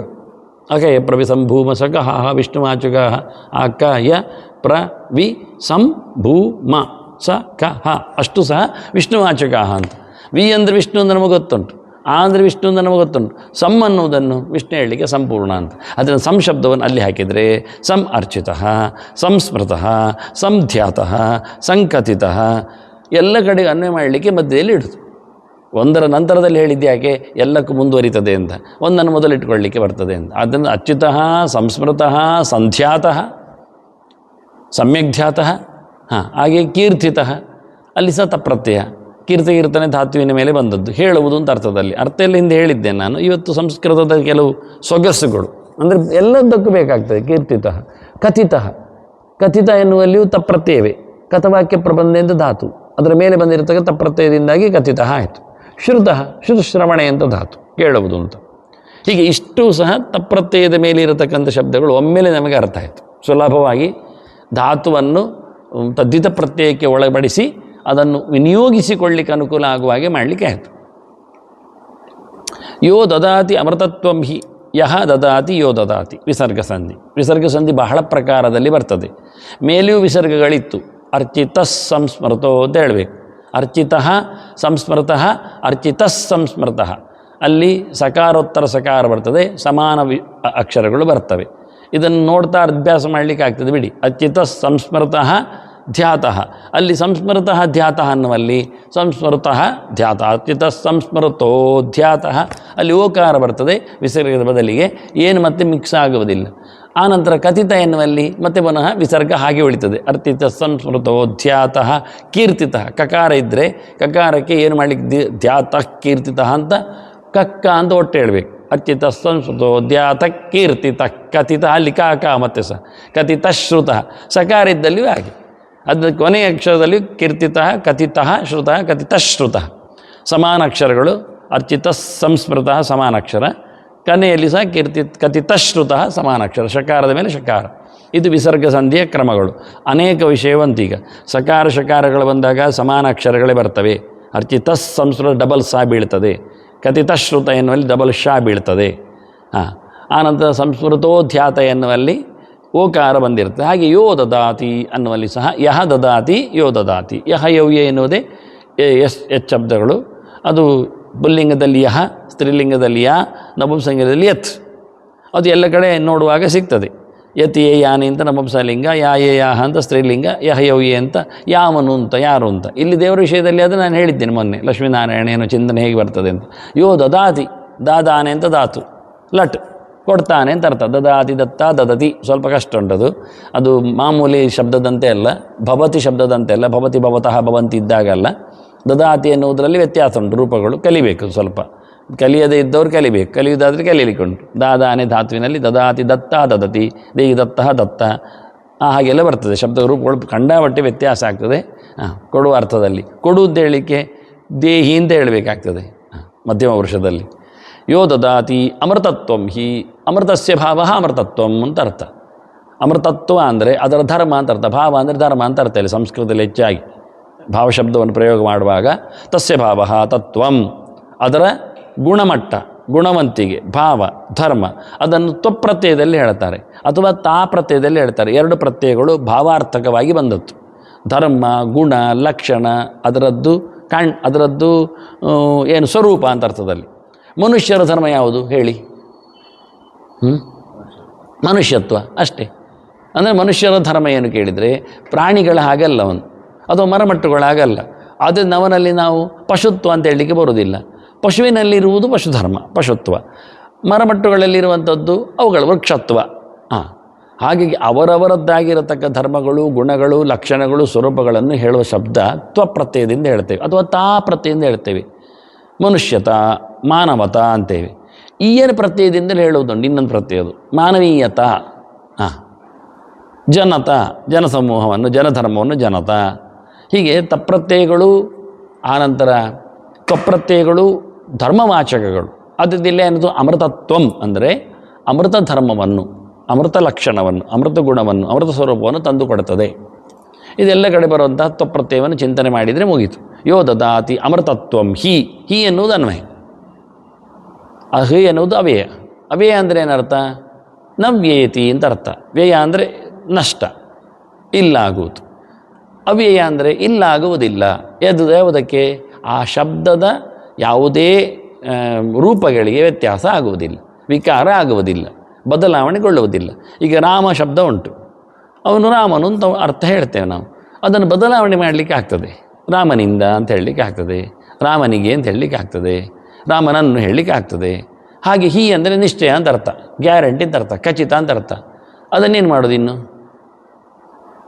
ಏನು ಹೇಳಿ ಬರೋದಿಲ್ಲ. ನಿಶ್ಚಿತವನ್ನು ನಿಶ್ಚಿತದಿಂದ ಹಾಗೆಲ್ಲ ಹೇಳಲಿಕ್ಕೆ ಆಗೋದಿಲ್ಲ. ನಿಶ್ಚಿತ, ನಾನು ಹೋಗುವುದು ಖಂಡಿತ, ಗ್ಯಾರಂಟಿ. ಅದನ್ನು ಯಾವುದು ಶಬ್ದವನ್ನು ಬದಲಾವಣೆ ಮಾಡಲಿಕ್ಕೆ ಬರುವುದಿಲ್ಲವೋ ಸುಮಾರಾಗಿ ಅದನ್ನು ಅವ್ಯಯ ಅಂತ ಕರಿತೇವೆ. ನವ್ಯೇತಿ, ಯಾವ ಪ್ರಕಾರದಿಂದಲೂ ವ್ಯತ್ಯಾಸಗೊಳ್ಳುವುದಿಲ್ಲ. ಎನ್ನವ್ಯೇತಿ ತದವ್ಯಯಂ, ಯಾವುದು ವಿಕಾರಗೊಳ್ಳುವುದಿಲ್ಲ ಅದು ಅದು ಯಾವುದರಲ್ಲಿ ಯಾವ ವಿಭಕ್ತಿ ಇದ್ದರೂ ಇಲ್ಲ, ಯಾವ ವಚನ ಆದರೂ ಇಲ್ಲ, ಯಾವ ಲಿಂಗ ಆದರೂ ಇಲ್ಲ. ಯಾವ ಲಿಂಗಕ್ಕೂ ಒಂದೇ. ರಾಮ ಕಥಾಂ ವಕ್ತಿಹಿ, ರಾಮನು ಕಥೆಯನ್ನು ಖಂಡಿತವಾಗಿಯೂ ಹೇಳುತ್ತಾನೆ. ಖಂಡಿತವಾಗಿಯೂ ಎನ್ನುವುದರಲ್ಲಿ ವಿಕಾರ ಮಾಡಲಿಕ್ಕೆ ಬರುವುದಿಲ್ಲ, ಖಂಡಿತ ಹೇಳುತ್ತಾನೆ. ಅದು ರಾಮನು ಸೀತಾ ಅಪಿ ಕಥಾಂ ಸಮ್ಯಕ್ ವಕ್ತಿಹಿ, ಅವಳು ಸಹ ಚೆನ್ನಾಗಿ ಕಥೆಯನ್ನು ಹೇಳ್ತಾಳೆ. ಎಂಥದ್ದು ಮಾಡಿದರೂ ಹಿಕಾರದಲ್ಲಿ ಹಿ ಅಂದರೆ ನಿಶ್ಚಯ, ಗ್ಯಾರಂಟಿ ಎನ್ನುವುದು ಅರ್ಥ. ಅವ್ಯಯ ವಕ್ಷ ಅನೇನಾಯಿತು? ಯೋ ದದಾತಿ ಅಮೃತತ್ವಂ ಹಿ, ಖಂಡಿತವಾಗಿಯೂ ಭಗವಂತನು ಪೂಜೆ ಪುನಸ್ಕಾರಗಳಿಂದ ಮೆಚ್ಚುಗೆಯನ್ನು ಪಡೆದು ನಮಗೆ ಮೋಕ್ಷವನ್ನು ಕೊಡುತ್ತಾನೆಯೇ. ಅದು ಹೇಗೆ ಖಂಡಿತ ಹೇಳಿದರು ಅಂತಂದರೆ ಶಾಸ್ತ್ರದಲ್ಲಿ ಹೇಳಿದೆ, ಮಾಡಿಕೊಟ್ಟಿದ್ದಾನೆ. ಒಂದು ಕಡೆ ಹೇಳಿದೆ, ಒಂದು ಕಡೆ ನಡೆದಿದೆ. ಯಾರು ದೇವರನ್ನು ಪೂಜೆ ಪುನಸ್ಕಾರಗಳಿಂದ ಮೆಚ್ಚಿಸಿದ್ದಾನೋ, ಈಗ ಧ್ರುವ ಇಟ್ಟುಕೊಳ್ಳಿ, ಪ್ರಹ್ಲಾದ ಇಟ್ಟುಕೊಳ್ಳಿ, ಅವನು ಕಥಿತಃ, ಇವನು ಜಪ ಮಾಡಿದ್ದಾನೆ ಕೀರ್ತಿತಃ. ನಾರದರಿಟ್ಟುಕೊಳ್ಳಿ, ಅಂಬರೀಷ್ ಇಟ್ಟುಕೊಳ್ಳಿ, ದ್ರೌಪದಿಯನ್ನೇ ಬೇಕಾದ್ರೆ ತಗೊಳ್ಳಿ, ಕುಂತಿಯನ್ನು ಸಹ ಇಟ್ಟುಕೊಳ್ಳಿ. ಯಾರೂ ಸಹ ದೇವರ ಬಗ್ಗೆ ಚಿಂತನೆ ಮಾಡಿದ್ದಾರೋ ಅವರಿಗೆ ವಿಶೇಷವಾದಂಥ ಮನ್ನಣೆಯನ್ನು ಭಗವಂತ ಕೊಟ್ಟಿದ್ದಾನೆ. ಅಮೃತತ್ವಮಿ ಸಹ ಮಾಂ ರಕ್ಷತು. ಈಗ ಯಹ ಬಂದಿದೆಯಲ್ಲ, ಸಹ ಬರ್ತದೆ. ಇದು ಕ್ರಮ. ಯಚ್ಚಬ್ದ ಎಲ್ಲಿ ಬರ್ತದೋ ಅಲ್ಲಿ ತಚ್ಚಬ್ದ ಬರ್ತದೆ ಅಂತ ಒಂದು ರೂಢಿ. ಎತ್ತದೋ ನಿತ್ಯ ಸಂಬಂಧ ಅಂತ ಇದು ಗೆರೆ. ಇದನ್ನೆಲ್ಲ ಬಾಯ್ಪಾಠ ಮಾಡಬೇಕು. ಯಾವತ್ತು ನೆನಪಿಟ್ಕೊಳ್ಳಿಕ್ಕೆ ಹೇಳಲಿಕ್ಕೆ ಬರಬೇಕು, ನೀವು ಹೇಳಬೇಕು. ಮತ್ತು ನಾನು ಒಂದು ದಿವಸ 1ನೇ ಶ್ಲೋಕವನ್ನು ಹೇಳಿರಿ ಅಂತೇಳಿ ರೆಕಾರ್ಡ್ ಮಾಡಿ ಕೇಳಿಸ್ತೇನೆ. ಆಗ ನಮ್ಮ ಮಕ್ಕಳು ಹೇಳಿದ್ದಾರೆ ಅಂತ ಹೇಳಲಿಕ್ಕೆ ಆಗ್ತದೆ. ಇಲ್ಲದಿದ್ದರೆ ಇಷ್ಟು ದಿನ ಎಂತ ಮಾಡಿದ್ರಿ ಕೇಳ್ತಾರೆ. ಇವತ್ತಿಗೆ 10 ದಿನ ಆಗ್ತಾ ಬಂದಿದೆ. ಹಾಗೆ ಎತ್ತದೋಹ ನಿತ್ಯ ಸಂಬಂಧ ಅಂದರೆ ಎಷ್ಟು ವಿಷಯಗಳು ಮೂಡಿಕೊಳ್ಳುತ್ತವೆ. ಒಂದನ್ನು ಹೇಳಲಿಕ್ಕೆ ಬರ್ತದೆ, ಹೇಳಲಿಕ್ಕೆ ನಾನು ತಿಳಿಸಿಕೊಡುವ ರೀತಿ ಇದು. ಇದನ್ನು ಒಂದೇ ಸರ್ತಿ ಆಗುವುದಿಲ್ಲ, ಒಂದು 2-3 ಸರ್ತಿ ಕೇಳಬೇಕಾಗ್ತದೆ. ಪುರುಸೋತ್ ಕೊಡಿಯಿಂದ ನನ್ನ ಹತ್ರ ಕೇಳಬೇಡಿ, ಮತ್ತು ಪುರುಸೋತ್ ಮಾಡಿಕೊಳ್ಬೇಕು. ಯತ್ತದೋಹ ನಿತ್ಯ ಸಂಬಂಧ. ಯಹ ಬಂದಲ್ಲಿ ಸಹ ಬರ್ತದೆ. ಹೇಗೆ ಬರ್ತದೆ? ಯಾವ ಪ್ರಕಾರದಲ್ಲಿ ಉಂಟೋ ಆ ಪ್ರಕಾರದಲ್ಲಿ, ಯಾವ ಲಿಂಗದಲ್ಲಿರ್ತದೆ ಆ ಲಿಂಗದಲ್ಲಿ, ಯಾವ ವಚನದಲ್ಲಿರ್ತದೆ ಆ ವಚನದಲ್ಲಿ, ಆನಂತರ ಯಾವ ಪುರುಷದಲ್ಲಿರ್ತದೆ ಅದು ಆ ಪುರುಷ ಇಲ್ಲಿಲ್ಲ, ಕ್ರಿಯಾಪದಲ್ಲ. ಅದರಿಂದ ಯಾವ ಲಿಂಗ ಆಯಿತು ವಿಭಕ್ತಿಯಲ್ಲಿರ್ತದೆ ಆ ವಿಭಕ್ತಿಯಲ್ಲಿ. ಇಲ್ಲಿ ಯಹ ಎನ್ನುವುದು ಪುಲ್ಲಿಂಗ ಏಕವಚನ, ಹಾಗಾಗಿ ಅಲ್ಲಿ ಸಹ ಎನ್ನುವುದು ಪುಲ್ಲಿಂಗ ಏಕವಚನ, ಸಮಾನವಾಗಿ ಬಂತು. ಯಹ ಸಹ. ಏನ ಬಂದರೆ ಕೇನ, ಏನ ಕೇನ ಪ್ರಕಾರೇಣ. ಯಾನಿ ಬಂದರೆ ಯಾನಿ ಕಾನಿಚ ಪಾಪಾನಿ. ಯಸ್ಯ ಬಂದರೆ ಯಸ್ಯ ತಸ್ಯ ಸ್ವರೂಪಸ್ಯ. ಹಾಗೆ ಯತ್ತದೋಹೋ, ಯಚ್ಛಬ್ದಕ್ಕೂ ತಚ್ಛಬ್ದಕ್ಕೂ ನಿತ್ಯ ಸಂಬಂಧ. ಯತ್ತದೋಹ ನಿತ್ಯ ಸಂಬಂಧ. ಯತ್ ಶಬ್ದಕ್ಕೂ ತತ್ಶಬ್ದಕ್ಕೂ. ಯಚ್ಛಬ್ದದ ಪುಲ್ಲಿಂಗ ರೂಪ ಯಹ, ತತ್ಶಬ್ದ ಪುಲ್ಲಿಂಗ ರೂಪ ಸಹ, ಪ್ರಥಮ ಏಕವಚನದಲ್ಲಿ. ಹಾಗೆ ವಿಭಕ್ತಿ ಏಕವಚನ ಅಲ್ಲಿ ವಿಭಕ್ತಿ ಮತ್ತು ವಚನ ಎರಡು ಸಮ ಇರಬೇಕು. ಹಾಗೆ ಯಹ ಸಹ, ಯಾ ಸ, ಯತ್ ತತ್. ಯಾ ಸ ಪದ್ಮಾಸನಸ್ಥ, ಯಾ ಸ ಸ್ತ್ರೀಲಿಂಗದಲ್ಲಿ ಬಂದರೆ. ಹಾಂ, ಯದಿದಾಚರತಿ ಶ್ರೇಷ್ಠ ತತ್ತದೇವೇತರೋ ಜನಃ. ನೋಡಿ, ಯತ್ ಬಂದು ತತ್ ಬಂತು. ಈಗ ಸುಮಾರು ಉದಾಹರಣೆ ಕೊಟ್ಟಿದ್ದೇನೆ. ಇದೆಲ್ಲ ನೀವು ಮತ್ತೆ ಉದಾಹರಣೆಗಳನ್ನು ನೋಡಬೇಕು. ನಾನು ಎಲ್ಲ ವಚನ ಎಲ್ಲ ಲಿಂಗದ್ದು ಕೊಟ್ಟಿದ್ದೇನೆ. ಯಹ ಯೋ ದದಾತಿ. ಇಷ್ಟು ಸಣ್ಣದಂದರೆ ಚಿಕ್ಕವಾದ ಒಂದು ಮಂಗಲಾಚರಣೆಯಲ್ಲಿಯೂ ಒಂದು ಸಾಂಸ್ಕೃತಿಕವಾದ ಬೆಳವಣಿಗೆ ಭಾಷೆಯಲ್ಲಿ ಆಚಾರ ತೋರಿಸಿಕೊಡೋ ರೀತಿ. ಇದನ್ನು ನಾನು ಹೇಳುವುದು ಸಂಸ್ಕೃತ ಬೇಸಿಕ್ ಕಲಿಯುವವರಿಗೂ ಭಾಷಾಭ್ಯಾಸದವರಿಗೂ ಇಂಥ ಸೈದ್ಧಾಂತಿಕ ಶ್ಲೋಕವನ್ನು ಹಾಕಿದರೆ ಎರಡೂ ಕಲೀಲಿಕ್ಕೆ ಆಗ್ತದೆ ಅಂತ ನನ್ನ ಅದೇ ಹಾಗೆ ನಾನು ಎಲ್ಲರಿಗೂ ಹೇಳಿಕೊಡೋದು ಹಾಗೆ. ಪಂಚಮಹಾಕಾವ್ಯಗಳು ಕಿರಾತಾರ್ಜುನೀಯ, ರಘುವಂಶ, ಮಾಘ, ಶಿಶುಪಾಲವಧೆ ಇವನ್ನೆಲ್ಲ ಕಲಿತುಕೊಂಡು ಸಂಸ್ಕೃತ ಕಲೀಲಿಕ್ಕೆ ಅದನ್ನು ಕಲಿತುಕೊಂಡು ಪುಣ್ಯ ಪುರುಷಾರ್ಥ ಇಲ್ಲ. ನೀವು ರಘುವಂಶ 10 ಸರ್ಗ ಬಾಯಿಪಾಠ ಮಾಡಿದರೆ ಇಟ್ಟುಕೊಳ್ಳುವ, ಅದನ್ನು ಎಂತ ಮಾಡಲಿಕ್ಕೆ ಆಗ್ತದೆ? ಪುಣ್ಯ ಏನು ಕೊಡ್ತದೆ? ಸಂಸ್ಕೃತ ಕಲೀಲಿಕ್ಕೆ ಆಗ್ತದೆ. ರಾಮಾಯಣ ಬಂತು ಚರಿತೆ, ಅದು ಎಷ್ಟರ ಮಟ್ಟಿಗೆ ಸತ್ಯ ಸುಳ್ಳೋದು ವಿಷಯ ಅಲ್ಲ, ವಿವರಣೆ ಎಲ್ಲ ಬಂದಿದೆ ಚೆನ್ನಾಗಿ. ಪ್ರಯೋಜನ ಆಗ್ತದಾ? ಆಗುವುದಿಲ್ಲ. ಒಂದು ದೇವಸ್ಥಾನದ ಒಬ್ಬ ತೀರ್ಥ ಕೊಡ್ಲಿಕ್ಕೆ ಕೂತ್ಕೊಂಡ್ರು ಅದನ್ನು ಹೇಳಿಕೊಳ್ಳಿಕ್ಕೆ ಆಗ್ತದೆ? ಅವನು ಪುಣ್ಯ ಬರೋದಿಲ್ಲ, ಕೊಡುವವನಿಗೆ ಅದು ಲಾಭ ಆಗ್ತಾ ಆಗೋದಿಲ್ಲ. ಅದೇ ನೀವು ಗೀತೆ ಕಲಿತರೆ 18 ಅಧ್ಯಾಯವನ್ನು ಸಂಸ್ಕೃತದ ಭಾಷೆಗೋಸ್ಕರ ಕಲಿತರೆ, ಆಗ ಅದನ್ನು ಹೇಳಿಕೊಂಡ್ರೆ ಕಲಿತಾಗಲೂ 1 ಗಂಟೆಯಲ್ಲಿ ಲಾಭ ಪುಣ್ಯ. ಅದನ್ನು ಹೇಳಿಕೊಂಡು ತೀರ್ಥ ಕೊಡಲಿಕ್ಕೆ ಬರ್ತದೆ. ಎಲ್ಲಿ ಅದನ್ನು ಪಾರಾಯಣ ಮಾಡಿದರೆ ದಕ್ಷಿಣ ತಗೊಂಡ್ರೆ ಮರ್ಯಾದೆಯನ್ನು ಹೋಗುವುದಿಲ್ಲ. ದೇವರಿಗೆ ಹೋಗಿ ಸರ್ ಭಾರತ ಪಾರಾಯಣ ಮಾಡಿದರೆ, ಗೀತೆ ಪಾರಾಯಣ ಮಾಡಿ, ಅದನ್ನೇ ಹೇಳಿದ್ದೆ, ಜನರಿಗೂ ಅನುಕೂಲ ಆಗ್ತದೆ. ನಾವು ಸೋತದ್ದೇ ಕಾವ್ಯಗಳ ಉಗಮಗಳಿಂದ. ಭಾಷೆಯನ್ನು ಬೆಳೆಸುವ ನಿಯಮದಲ್ಲಿ ಸೊಗಸು ತೋರಿಸ್ಲಿಕ್ಕೆ ಹೋಗಿ ಕವಿಗಳೆಲ್ಲ ಒಂದಿಷ್ಟು ಕೃತಿಗಳನ್ನು ಮಾಡಿದರು. ಅದರ ಬೇಸಿಸ್ ಭಾರತವೇ, ರಾಮಾಯಣವೇ ಪುರಾಣಗಳಾಗಿದ್ದರು. ನಳದಮಯಂತಿ ಚರಿತೆ ಇರಲಿ, ನೈಷಧೀಯ, ಎಂಥದೇ ಆಗಲಿ ಬೇಸಿಕ್ ನಮ್ಮದು ಓಲ್ಡ್ ಆಗಿದ್ದರು. ವರ್ಲ್ಡ್ ಬ್ಯಾಂಕ್ ಬೇರೆ ಆಗಲಿಕ್ಕೆ ಹೋಗಿ ಪುಣ್ಯ ನಮಗೆ ಕೈ ತಪ್ಪಿತು, ಧರ್ಮ ಕಾರ್ಯ ಆಗಲಿಲ್ಲ. ಭಾಷೆ ಬೆಳೆಸಿ ಪ್ರಯೋಜನ ಇಲ್ಲ. ನೀವು ಭಾರಿ ಚಂದವಾಗಿ ಸಂಸ್ಕೃತಜ್ಞರಾಗಿದ್ದೀರಿ ಅನ್ನೋದರಿಂದ, ಅಂದರೆ ಭಾಷಾಭಿಜ್ಞರಾಗಿದ್ದೀರಿ ಅನ್ನೋದ್ರಿಂದ ನೀವು ಸಂಸ್ಕೃತಿ ಅಭಿಜ್ಞರಾದ್ರ? ವೇದ ಪುರಾಣಗಳನ್ನು ನಾವು ಒಂದೊಮ್ಮೆ ಸಂಸ್ಕೃತ ಅಭ್ಯಾಸದಲ್ಲಿ ಇಟ್ಟುಕೊಂಡ್ರೆ ನಮಗೆ ಸಂಸ್ಕೃತಿಯೂ ಬಂದುಬಿಡ್ತದೆ. ಅರ್ಚಿತ ಸಂಸ್ಕೃತೋ ಧ್ಯಾತಃ ಅಂತ ಎನ್ನುವುದನ್ನು ಸಂಸ್ಕೃತದ ಭಾಷೆ ಅಭ್ಯಾಸಕ್ಕೋಸ್ಕರ ಶ್ಲೋಕ ಮಾಡಿಕೊಂಡ್ರೆ ದೇವರನ್ನು ಪೂಜೆ ಮಾಡಿದರೆ ಪುಣ್ಯ ಬರ್ತದೆ ಅನ್ನೋ ವಿಷಯವೂ ಗೊತ್ತಾಗ್ತದೆ, ಸಿದ್ಧಾಂತವೂ ಗೊತ್ತಾಗ್ತದೆ. ಎಷ್ಟು ಪ್ರಕಾರದಿಂದ ದೇವರನ್ನು ಪೂಜೆ ಮಾಡಲಿಕ್ಕೆ ಬರ್ತದೆ, ಸಾಧನೆಗಳೇನು ಅನ್ನೋದು ಅರ್ಥ ಆಗ್ತದೆ. ಅದರಿಂದ ಎರಡೂ ಪರ್ಪಸ್ ಸಾಧ್ಯ ಆಗಲಿಕ್ಕೆ ಇಂಥ ಪುಸ್ತಕಗಳನ್ನು ನಾನು ಶಾಲೆಗಳಲ್ಲಿಯೂ ಹಾಗೆ ಟೆಸ್ಟಿಗೆ, ನೀವು ಉಳಿದ ಟೆಸ್ಟ್ಗಳನ್ನು ಬಿಡಿ, ಇಂಥ ಸಣ್ಣ ಸಣ್ಣ ಟೆಸ್ಟ್ಗಳನ್ನು ಇಡಿ, ಇದರಲ್ಲಿ ಭಾಷಾಭ್ಯಾಸ ಮಾಡಿ. ಜಪ ಪುಸ್ತಕದಲ್ಲಿ ಮಾಡಿ ಹೇಳೋದು ನಾನು. ಗೋಪಿ ಚಂದನ ಪಾಪಗಿನ ಅಲ್ಲಿಂದ ಶುರು ಮಾಡಿ, ಸಂಸ್ಕೃತದ ಶಬ್ದ ಹೇಳಿಕೊಡಿ ಅವರಿಗೆ, ಪಾಠ ಮಾಡಿ. ಗೋಪಿ ಸ್ತ್ರೀಲಿಂಗ ಹೇಗೆ, ನಡೆಸೋ ಕಥೆ ಹೇಗೆ, ಶುರು ಮಾಡಿ ಅಲ್ಲಿಂದ. ಯಾಕೆ ಆಗುವುದಿಲ್ಲ ಕೇಳಿದ್ದು ನಾನು. ವೇದ ಮಂತ್ರಗಳ ಅಭ್ಯಾಸ ಆಪೋ ಇಷ್ಟ ಮಯೋಬೋ ಅಲ್ಲಿಂದ ಶುರು ಮಾಡಿ. ಶುಕ್ಲಾಂಬರಧರಂ ವಿಷ್ಣುಂ ಶುರು ಮಾಡಿ. ದ್ವಿತೀಯ ವಚನ ಹೇಗಿರ್ತದೆ, ಬಿಳಿಯಾದ ಬಟ್ಟೆ ಏನು, ಧರಿಸಿಕೊಳ್ಳೋ ಕಥೆ ಹೇಗೂ, ಇದನ್ನೆಲ್ಲ ಹೇಳಿಕೊಡಿ. ಸಂಧ್ಯಾವಂದನೆ ಮಂತ್ರಗಳ ಪಾಠ ಆದರೂ ಸಂಸ್ಕೃತ ಕಲೀಲಿಕ್ಕೆ ಬರ್ತದೆ.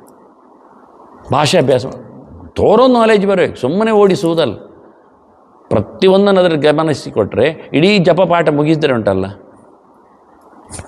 ಪ್ರಮಾಣಗಳು ಸಿಗ್ತವೆ. ಅದಕ್ಕೋಸ್ಕರ ನಾನು ಸಂಧ್ಯಾ ಸಮೀಕ್ಷೆ ಬರೋದು, ಪ್ರಮಾಣಗಳು ಸಿಗ್ತವೆ ನಮಗೆ, ಎಂತ ಮಾಡೋದು ಹೇಗೆ ಅಂತ ಅರ್ಥವೂ ಆಗ್ತದೆ, ಭಾಷೆಯೂ ಬೆಳೀತದೆ.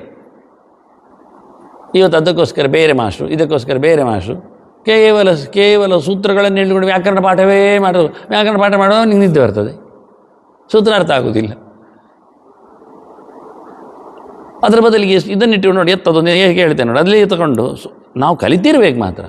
ಆ ನಮೂನೆ ಪಾಠ ಮಾಡೋರು ಬೇಕು, ಅದಕ್ಕೆ ಅಂಥದ್ದೇ ಪಾಠದವ್ರು ಮಾಡಬೇಕು. ಈಗ ನಾನು ನೀವು ಪಾಠ ಮಾಡಿದ್ನಲ್ಲ, ನೀವು ನಾಳೆಯಿಂದ ಕೃಷ್ಣಾವೃತ ಪಾಠ ಮಾಡಲಿಕ್ಕೆ ಆಗ್ತದೆ. ನಾಳೆಯಿಂದ 1 ವರ್ಷದ ನಂತರ ನಾವೊಂದು ಪ್ರದಕ್ಷಿಣೆ ಮುಗಿದ ನಂತರ ನೀವು ಹೋಗಿ ವಿದ್ಯಾರ್ಥಿ ಕೃಷ್ಣಾವೃತ ಪಾಠ ಮಾಡಬೇಕು ಸಂಸ್ಕೃತದ ಬೇಸಿಸಲ್ಲಿ. ಗಂಟೆಯಲ್ಲಿ ಮುಗಿಸಬೇಕಾಗುವುದಿಲ್ಲ, ಗಂಟೆ ಮುಗೀತದೆ, ನಮ್ಮದು ಪಾಠ ಮುಗಿಯುವುದಿಲ್ಲ. ಹಾಗೆ ಅಷ್ಟು ಗಟ್ಟಿಯಾದ ಪಾಠ ಆಗಬೇಕು, ಬರೆಸಿಕೊಂಡು ಪಾಠ ಮಾಡಬೇಕು. ಹಾಗೆ ಯಹ ಸಹ ಯೋ ದದಾತಿ ಅಮೃತತ್ವಂ ಹಿ ಸಮಾಂ ರಕ್ಷತು ಕೇಶವಃ. ಭಗವಂತನಿಗಾಗುವ ಯಹ ಸಹ ಎನ್ನುವುದಕ್ಕೆ ನಾವು ಸರ್ವನಾಮ ಹೇಳಬೇಕು ಅಂತಿಲ್ಲ, ಅವನಿಗೆ ನಾಮ ಬದೋದು. ಯಾಕೆಂದರೆ ಅದರಲ್ಲಿ ಭಗವಂತನ 1000 ಹೆಸರುಗಳು ಕೊಟ್ಟ ರಾಶಿಯಲ್ಲಿ ಯತ್ತತ್ ಪದಮನೋತ್ತಮಂ ಎಲ್ಲ ಉಂಟಲ್ಲಿ ಸೀದಾ ದೇವರನ್ನು ಕರೆದದ್ದು. ಆದರೆ ದೇವರನ್ನು ನಾಮದಿಂದ ಯಹ ಅಂದರೆ ಏನು ಕೇಳಿದರೆ, ಯಹ ಅಂದರೆ ಯಾಗತೌ ಧಾತು ಅರ್ಥ, ಎಲ್ಲ ಕಡೆ ಇದ್ದಾನೆ ಅಂತ ಅರ್ಥ. ಸಹ ಅಂದ್ರೇನು, ಸೃಗತೋ ಧಾತು ಅರ್ಥ, ಎಲ್ಲದರ ಸಾರ ಅಂತ ಅರ್ಥ. ಅವನು ದೇವರಿಗೆ ಆಗುವಾಗ ಶಬ್ದವನ್ನು ನಾವು ಬದಲಿಸ್ಬೋದು. ಆದರೆ ಇಲ್ಲಿ ಶ್ಲೋಕದಲ್ಲಿ ಸರ್ವನಾಮ ಅಂತಲೇ ಇಟ್ಟುಕೊಂಡ್ರೆ ನಾಮಪದದ ಬದಲಿಗೆ ಬರತಕ್ಕಂತಹ ಶಬ್ದಗಳನ್ನು ಸರ್ವನಾಮಗಳು ಅಂತ ಕರಿತಾವೆ ಅಂತ ಅರ್ಥ ಮಾಡಿಕೊಂಡ್ರೆ ಅದನ್ನು ಹೇಳಬೇಕು ನಾನು ಮತ್ತೆ. ಯಾಕೆ ಅಷ್ಟು ಹೇಳಲಿಕ್ಕೆ ಬರ್ತದೆ. ಎಲ್ಲಿ ನಾಮಪದವನ್ನು ಹೇಳುವುದಿಲ್ಲವೋ ಅದರ ಬದಲಿಗೆ ಯಾವ ಶಬ್ದವನ್ನು ಪ್ರಯೋಗಿಸ್ತೇವೆಯೋ ಅದನ್ನು ಸರ್ವನಾಮ ಅಂತ ಕರೀತಾರೆ. ನೌನ್ ಆ್ಯಂಡ್ ಪ್ರೋನೌನ್ ಅಂತ ಇಂಗ್ಲೀಷಲ್ಲಿ ಹೇಳೋದು. ಇಂಗ್ಲೀಷಲ್ಲಿ ಇದಾದರೆ ನಾಮಪದ ಯಾವುದು? ರಾಮನು ಅಂತ ಅರ್ಥ. ಈಗ ರಾಮನು ಕಾಡಿಗೆ ಹೋದನು, ಅವನು ಹಣ್ಣನ್ನು ತಿಂದನು, ಅಲ್ಲಿ ಅವನನ್ನು ಸೀತೆಯು ಹತ್ತಿರದಲ್ಲಿ ಕಾಡಿದಳು, ಅಲ್ಲಿ ಅವನು ಅಂದರೆ ಏನು? ಅವನೊಂದು ಹಿಂದೆ ಬಂದಿದೆ ಅಲ್ಲೇ ಎಂಥದ್ದು? ರಾಮನೊಂದು ಬಂದಿಲ್ಲ. ಹಾಗೆ ರಾಮನು ಎನ್ನುವುದು ನಾಮಪದ, ಮತ್ತು ಅವನೊಂದು ಶುರು ಮಾಡಿದ್ದೇವಲ್ಲ ಅದು ಸರ್ವನಾಮ. ಅವನ ಬದಲಿಗೆ ಉಪಯೋಗಿಸಿತ್ತು. ನಾಮಪದದ ಬದಲಿಗೆ ಉಪಯೋಗಿಸುವ ಪದಗಳನ್ನು ಸರ್ವನಾಮಗಳು ಅಂತ ಕರೀತಾರೆ. ಕಾಶಿಗೆ ಹೊರಟನು, ಅಲ್ಲಿ ಗಿಂಡಿಯನ್ನು ಕೊಂಡನು, ಅಲ್ಲಿ ಯಾಕೆ ಬಂತು ಕೇಳಿದರೆ ಅದು ಕಾಶಿಯಲ್ಲಿ ಅಂತ ಅರ್ಥ. ಹಿಂದೆ ಬಂದದ್ದಕ್ಕೆ ಸಂಬಂಧ, ನವನಿಗೆ ಪ್ರೋನವನಿಗೆ ಸಂಬಂಧ, ನಾಮಕ್ಕೆ ಸರ್ವನಾಮಕ್ಕೆ ಸಂಬಂಧ. ದೇವರನ್ನು ನಾವು ಎಲ್ಲ ಕಡೆಯಲ್ಲಿ ಸರ್ವನಾಮದಿಂದ ಕರಿತೇವೆ, ಎಲ್ಲ ಕಡೆಯಲ್ಲಿ ಕರೀತಾರೆ. ಹಾಗೆ ಇಲ್ಲಿ ಸರ್ವನಾಮದ ಬಗ್ಗೆ ವಾಚ್ಯತ್ವ ಎತ್ತದೋ ನಿತ್ಯ ಸಂಬಂಧ ಅಂತ. ಯೋ ದದಾತಿ ಅಮೃತತ್ವಂ ಹಿ ಸಹ ಮಾಂ. ಅಲ್ಲಿ ನೋಡಿ ವಿಸರ್ಗ ಸಂಧಿ, ಸಹ ಮಾಂ ಸಮಾಂ, ವಿಸರ್ಗ ಲೋಪ, ಅಲ್ಲಿ ವಿಕಾರ ಆಗಲಿಲ್ಲ. ಕೆಲವು ಕಡೆಯಲ್ಲಿ ವಿಸರ್ಗ ಲೋಪ ಆಗ್ತದೆ, ಕೆಲವು ಕಡೆಯಲ್ಲಿ ವಿಸರ್ಗದ ಬದಲಿಗೆ ಯಾವುದೋ ಒಂದು ವಿಕಾರ ಬರ್ತದೆ. ಯೋ ದದಾತಿ, ಅಲ್ಲಿ ಯಹ ದದಾತಿ ಇದ್ದಲ್ಲಿ ವಿಸರ್ಗ ಲೋಪ ಆಯಿತು, ಯೋ ದದಾತಿ ಆಯಿತು, ಪೂರ್ವರೂಪದ ವ್ಯವಸ್ಥೆ ಓಕಾರ ಬಂತು. ಅದರ ಅನೇಕ ಪ್ರಕಾರದಲ್ಲಿ ವಿಸರ್ಗ ಸಂಧಿಗಳನ್ನು ಗಮನಿಸಲಿಕ್ಕೆ ಬರ್ತದೆ. ಇಲ್ಲಿ ಸಮಾಂ, ಸಹ ಮಾಂ ಸಮಾಂ, ವಿಸರ್ಗ ಇಲ್ಲ. ಮಾಂ ಅಂದರೆ ನನ್ನನ್ನು. ಇದು ಕಲೀಲೇಬೇಕಾದ ಶಬ್ದ.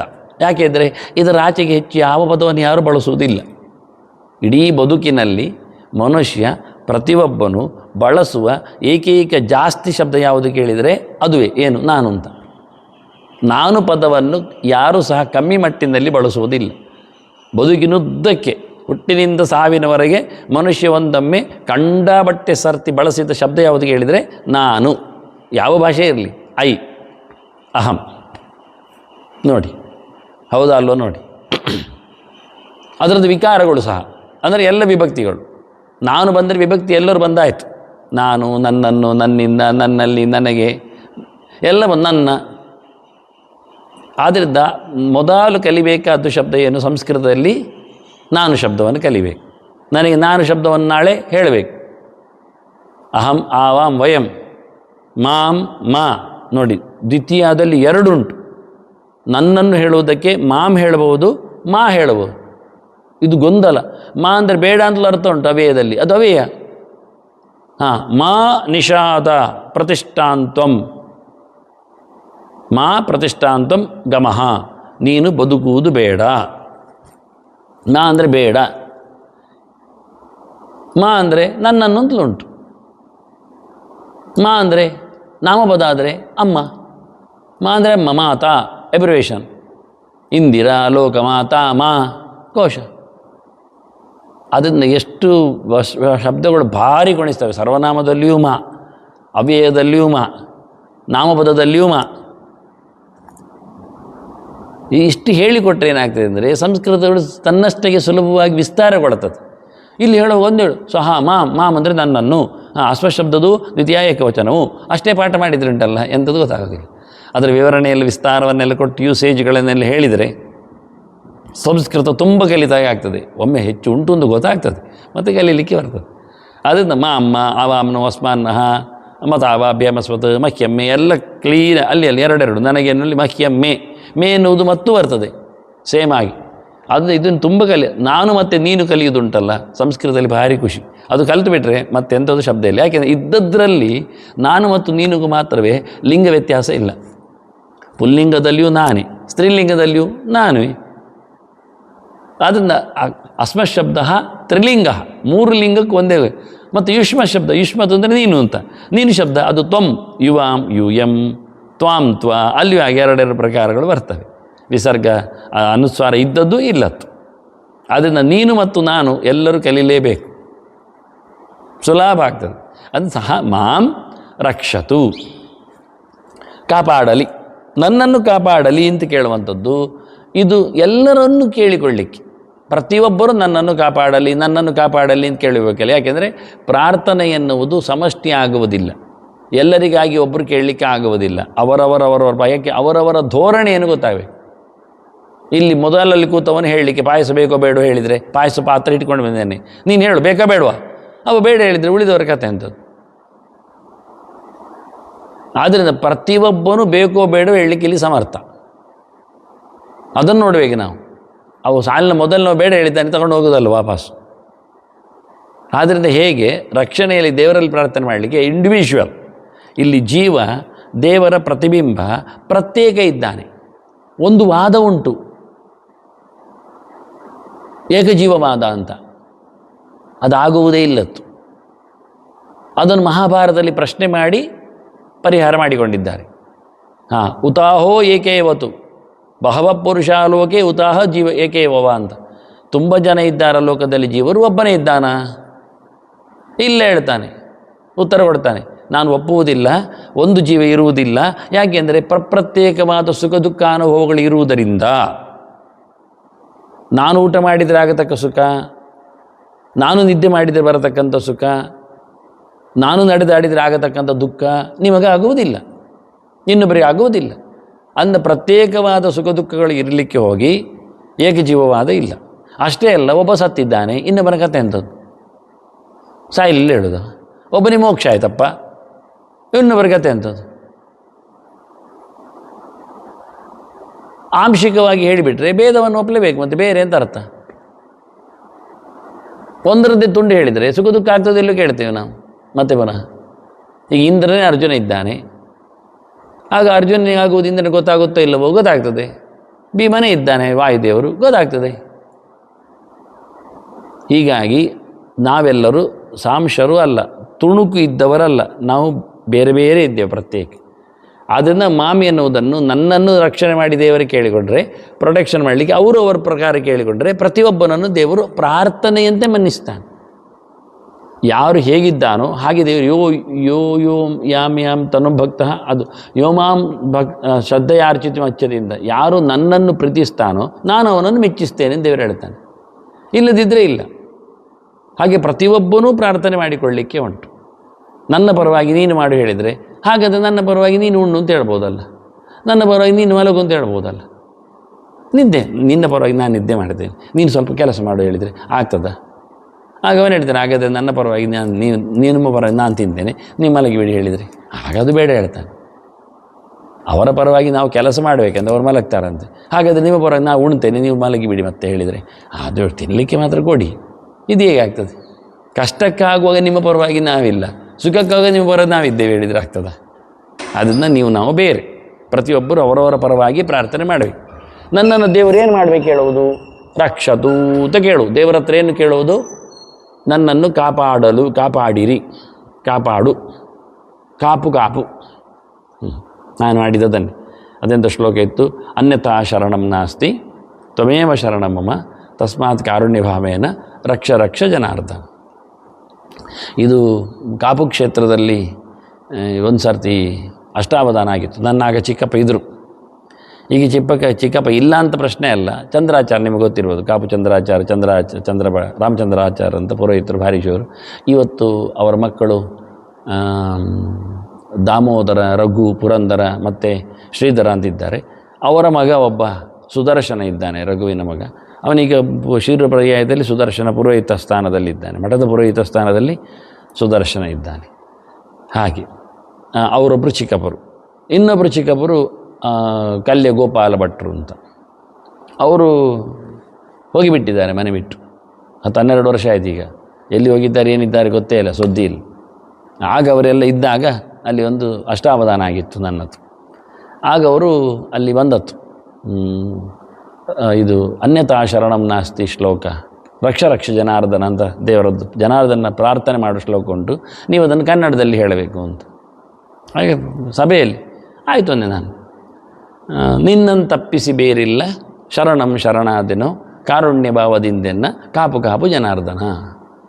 ರಕ್ಷ ಜನಾರ್ದನ ಉಂಟಲ್ಲಿ. ಹಾಗಾಗಿ ರಕ್ಷ ಅಂದರೆ ವೀಪ್ಸ ಅಂತ ಅರ್ಥ. ಒಂದೇ ಪದವನ್ನು 2 ಸರ್ತಿ ಹೇಳಿದರೆ ಪುನರುಕ್ತಿ ದೋಷ ಆಗ್ತದೆ. ಆದರೆ ಅದರಲ್ಲಿ ಅರ್ಥ ತಾತ್ಪರ್ಯ ಇರಲಿಕ್ಕೆ ಹೋಗಿ ಆದರ ಅರ್ಥೆ ದ್ವಿರುಕ್ತಿ, ತಾತ್ಪರ್ಯಾರ್ಥೆ ದ್ವಿರುಕ್ತಿ ಉಂಟು. ಬನ್ನಿ ಊಟಕ್ಕೆ ಎಲ್ಲರೂ, ತಪ್ಪಿಸಬಾರ್ದು, ಬರಬೇಕು, ಬನ್ನಿ. ಎಷ್ಟು ಸತಿ ಹೇಳೋದಾ? ಭಾಷೆ ಬರೋದಿಲ್ಲ ನಿಮಗೆ. ಒಂದು ಸತಿ ಹೇಳಿದ ಮತ್ತೆ ಹೇಳಿದ್ದು ಯಾಕೆ ಅಂದರೆ ಪ್ರೀತಿ ಜಾಸ್ತಿ ಇದ್ದರೆ ತಪ್ಪಿಸಬಾರದು ಎನ್ನುವ ಲೆಕ್ಕದಲ್ಲಿ. ಹಾಗೆ ಆದರಾರ್ಥೆ ದ್ವಿರುಕ್ತಿ, ಅಭ್ಯಾಸಾರ್ಥೆ ದ್ವಿರುಕ್ತಿ, ತಾತ್ಪರ್ಯಾರ್ಥೆ ದ್ವಿರುಕ್ತಿ ಎಂದು ಸುಮಾರು ಉಂಟು. 2 ಸತಿಗೆ ನಾನು ಪಾಠ ಮಾಡುವ 2 ಸತಿ ಹೇಳೋದಿಲ್ಲ. 2 ಸತಿ ಹೇಳಿದರೆ ಇವರಿಗೆ ಬೋಧ ಇಲ್ವಾ? ಒಂದು ಸತಿ ಹೇಳಿದರೆ ನಮಗೆ ಅರ್ಥ ಆಗೋದಿಲ್ವಾ ಅಂತ ಕೇಳಬೇಡಿ. 2 ಸತಿ ಹೇಳಿದರೆ ಸ್ವಲ್ಪ ವಿಶೇಷವಾದ ಅರ್ಥ ಇರ್ತದೆ, ತಾತ್ಪರ್ಯ ಇರ್ತದೆ, ಒತ್ತು ಇರ್ತದೆ ಅಂತೇಳಿ. ಹಾಗೆ ರಕ್ಷ ಅಂತ ದೇವರಲ್ಲಿ ಕಾಪಾಡು ಅಂತ ಕೇಳೋದು ನಾವು. ಅಂದರೆ ಖಂಡಿತ ಕಾಪಾಡದೆ ಇರಬೇಡ ಅಂತ ಕೇಳಲಿಕ್ಕೆ ಹೇಳುವ ಕ್ರಮ ಅದು. ಹಾಗೆ ರಕ್ಷ ಜನಾರ್ದನ ಇತ್ತಲ್ಲಿ. ಅದಕ್ಕೆ ನಾನು ಕಾಪು ಮತ್ತು ಊರು ಕಾಪು ಅಲ್ಲ, ಅದಕ್ಕೆ ಇನ್ನೊಂದು ಅರ್ಥ ಬರಲಿಂದ ಡಬಲ್ ಮೀನಿಂಗಲ್ಲಿ ಕಾಪು ಜನಾರ್ದನ ಅಂತ ಹೇಳಿ ಅದು ಗಮ್ಮತ್ತು ಮಾಡಿತ್ತು. ನಿನ್ನನ್ನು ತಪ್ಪಿಸಿ ಬೇರಿಲ್ಲ, ಅನ್ಯತಾ ಶರಣಂ ನಾಸ್ತಿ ತ್ವಮೇವ ಶರಣಂ ಮಮ. ನಿನ್ನನ್ನು ತಪ್ಪಿಸಿ ಬೇರಿಲ್ಲ ಶರಣಂ ಶರಣಾದಿನೋ ಕಾರುಣ್ಯ ಭಾವದಿಂದೆನ್ನ ತಸ್ಮಾತ್ ಕಾರುಣ್ಯ ಭಾವದಿಂದೆನ್ನ ಕಾಪು ಜನಾರ್ದನ.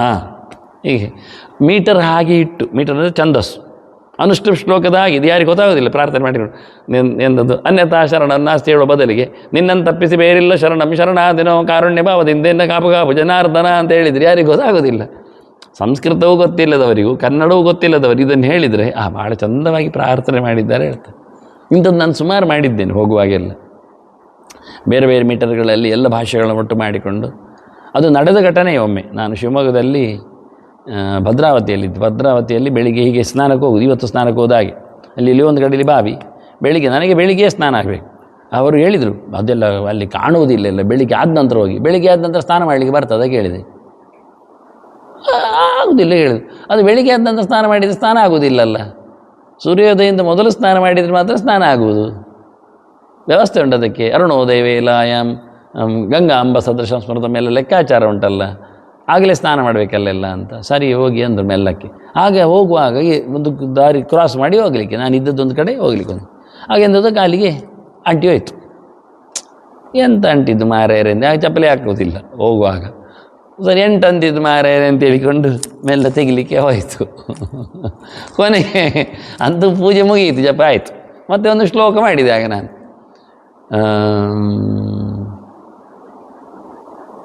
ಮಾರ್ಗೇ ಪೋನಗ ಮಧ್ಯರಾತ್ರಿ ಸಮಯೇ ಸಮಥಿಂಗ್ ಮಯ ದೊಂಕಿತಂ.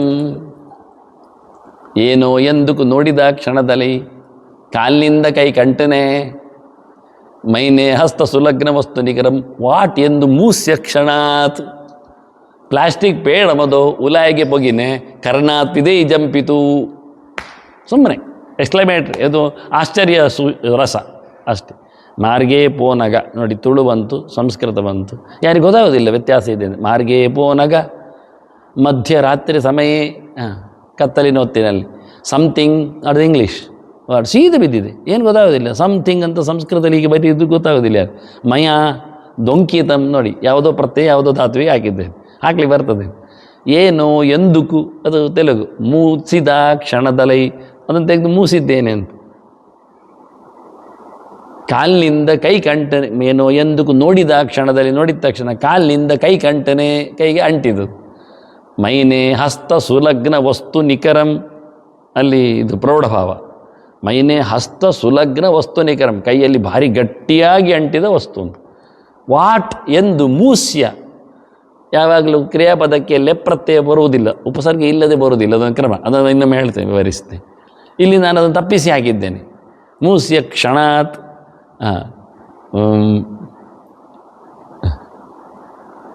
ವಾಟೆಂದು ಮೂರು ಸೆಕ್ಷನ್ ಮತ್ತು ಕರ್ಣಾಪಿದಿ ಜಂಬಿದು ಕೊನೆಗೆ ಮೈನೆ ಹಸ್ತ ಸುಲಗ್ನ ವಸ್ತುನಿ ಕರ್ಮ ವಾಟೆಂದು ಮೂರು ಸೆಕ್ಷನ್ ಪ್ಲಾಸ್ಟಿಕ್ ಪೇಡಮದೋ ಕೊನೆಗೆ ನೋಡ್ಲಿಕ್ಕೆ ಹೋದರೆ ಈ ಮಕ್ಕಳು ಏನು ಮಾಡಿದ್ದಾರೆ ಅಂದರೆ ಪ್ಲಾಸ್ಟಿಕ್ಕನ್ನು ಪೇಡ ಮಾಡಿದ್ದಾವೆ.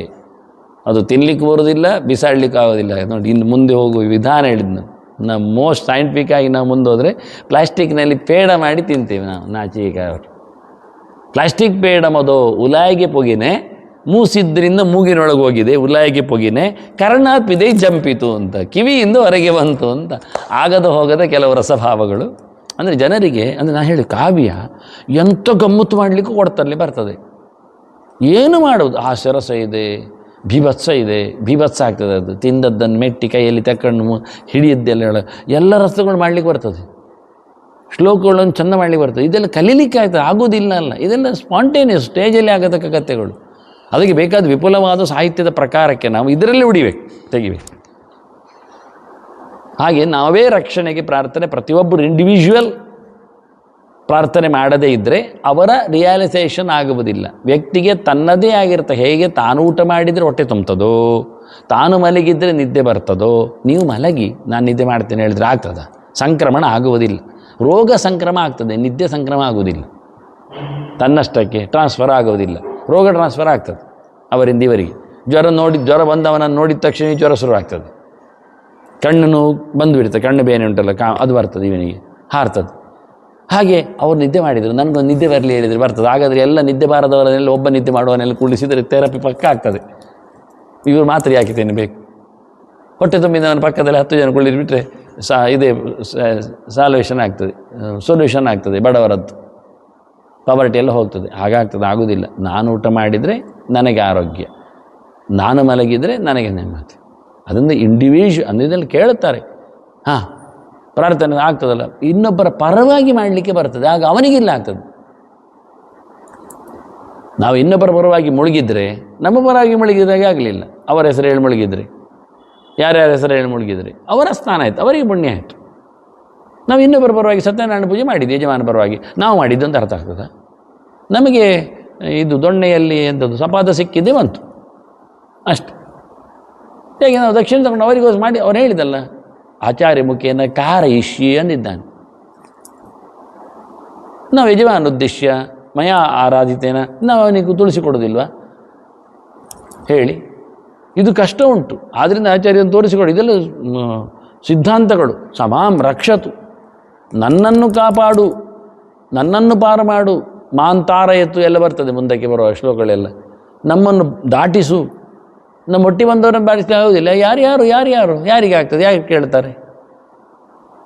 ಇಲ್ಲಿ 2 ರೀತಿಯ ಸಿದ್ಧಾಂತದಲ್ಲಿ ವಿಷಯ, 2 ರೀತಿಯ ಪರದೆ ಇದೆ. ಪರದೆ ಹೇಗಿರ್ತದೆ ಕೇಳಿದರೆ, ಒಂದು ಸಗುಣಾಚ್ಛಾದಿಕ, ಒಂದು ಪರಮಾಚ್ಛಾದಿಕ ಅಂತ. ನಮ್ಮನ್ನು ನಾವು ಮುಚ್ಚಿಕೊಂಡದ್ದೊಂದು ಪರದೆ, ದೇವರನ್ನು ಮುಚ್ಚಿದೆ ಇನ್ನೊಂದು ಪರದೆ. ನಾವು ನಮ್ಮನ್ನು ಮುಚ್ಚಿಕೊಂಡ ಪರದೆಯನ್ನು ನಾವು ಪ್ರಯತ್ನದಿಂದ ತೆಗಿಬೇಕು, ಸಾಧನೆಯಿಂದ ತೆಗಿಬೇಕು. ಅದು ಯಾರೂ ತೆಗೆಯುವುದಿಲ್ಲ, ಇನ್ನೊಬ್ಬರಿಂದ ಆಗುವುದಿಲ್ಲ. ಯಾಕೆಂದರೆ ಅಷ್ಟು ಟೈಟ್ ಅದು. ಈಗ ಒಂದು ಬೀಜದ ಒಳಗೆ ಅದರದ್ದೇ ಆಗಿರತಕ್ಕ ಸಿಪ್ಪೆ ಇರ್ತದಲ್ಲ, ಆ ಸಿಪ್ಪೆ ಹಾಗೆ ನಮ್ಮದು. ಸಿಪ್ಪೆಯನ್ನು ನಾವು ಕಳಚಿಕೊಳ್ಬೇಕು. ಗೆರಟೆ ಇಟ್ಟುಕೋ, ಕೊಬ್ಬರಿ ಇದೆ, ಗೆರಟೆ ಇದೆ. ಕೊಬ್ಬರಿ ಆದರೆ ಮಾತ್ರ ಗೆರಟೆ ಹೋಗ್ತದೆ, ಕೊಬ್ಬರಿ ಆಗದೇ ಇದ್ದರೆ ಗೆರಟೆ ಅಂಟಿಕೊಂಡಿರ್ತದೆ. ಅದು ಕಾಲದ ಪಕ್ವತೆಯಲ್ಲಿ ಆಗ್ತದೆ. ನಮ್ಮದು ಹಾಗಲ್ಲ, ಸಾಧನೆ ಪಕ್ವದಲ್ಲಿ ಆಗಬೇಕಾದ್ದು, ಪ್ರಯತ್ನಪೂರ್ವಕ ಆಗಬೇಕಾದ್ದು. ಹಾಗಾದರೆ ನಾವು ನಮ್ಮದೇ ಆಗಿರತಕ್ಕ ಸೆಲ್ಗಳನ್ನು ನಾವು ಕಳಚಿಕೊಂಡರೆ, ಪರದೆಯನ್ನು ನಾವು ನಮ್ಮದೇ ಪ್ರಕಾರದಿಂದ ಹರಿದುಕೊಂಡರೆ ಭಗವಂತನ ಪರದೆ ಸರಿಯುತ್ತದೆ. ಅದು ಹರಿಯುವುದಿಲ್ಲ. ಯಾಕೆಂದರೆ ಅದು ಇನ್ನೊಬ್ಬರಿಗೆ ಕಾಣೋದಿಲ್ಲ. ಹೀಗೆ ದೇವರು ಎದುರಲ್ಲಿ ಇಡೀ ಇದ್ದಾನೆ, ಸಾಲಲ್ಲಿ ಭಕ್ತರು ನಿಂತಿದ್ದಾರೆ.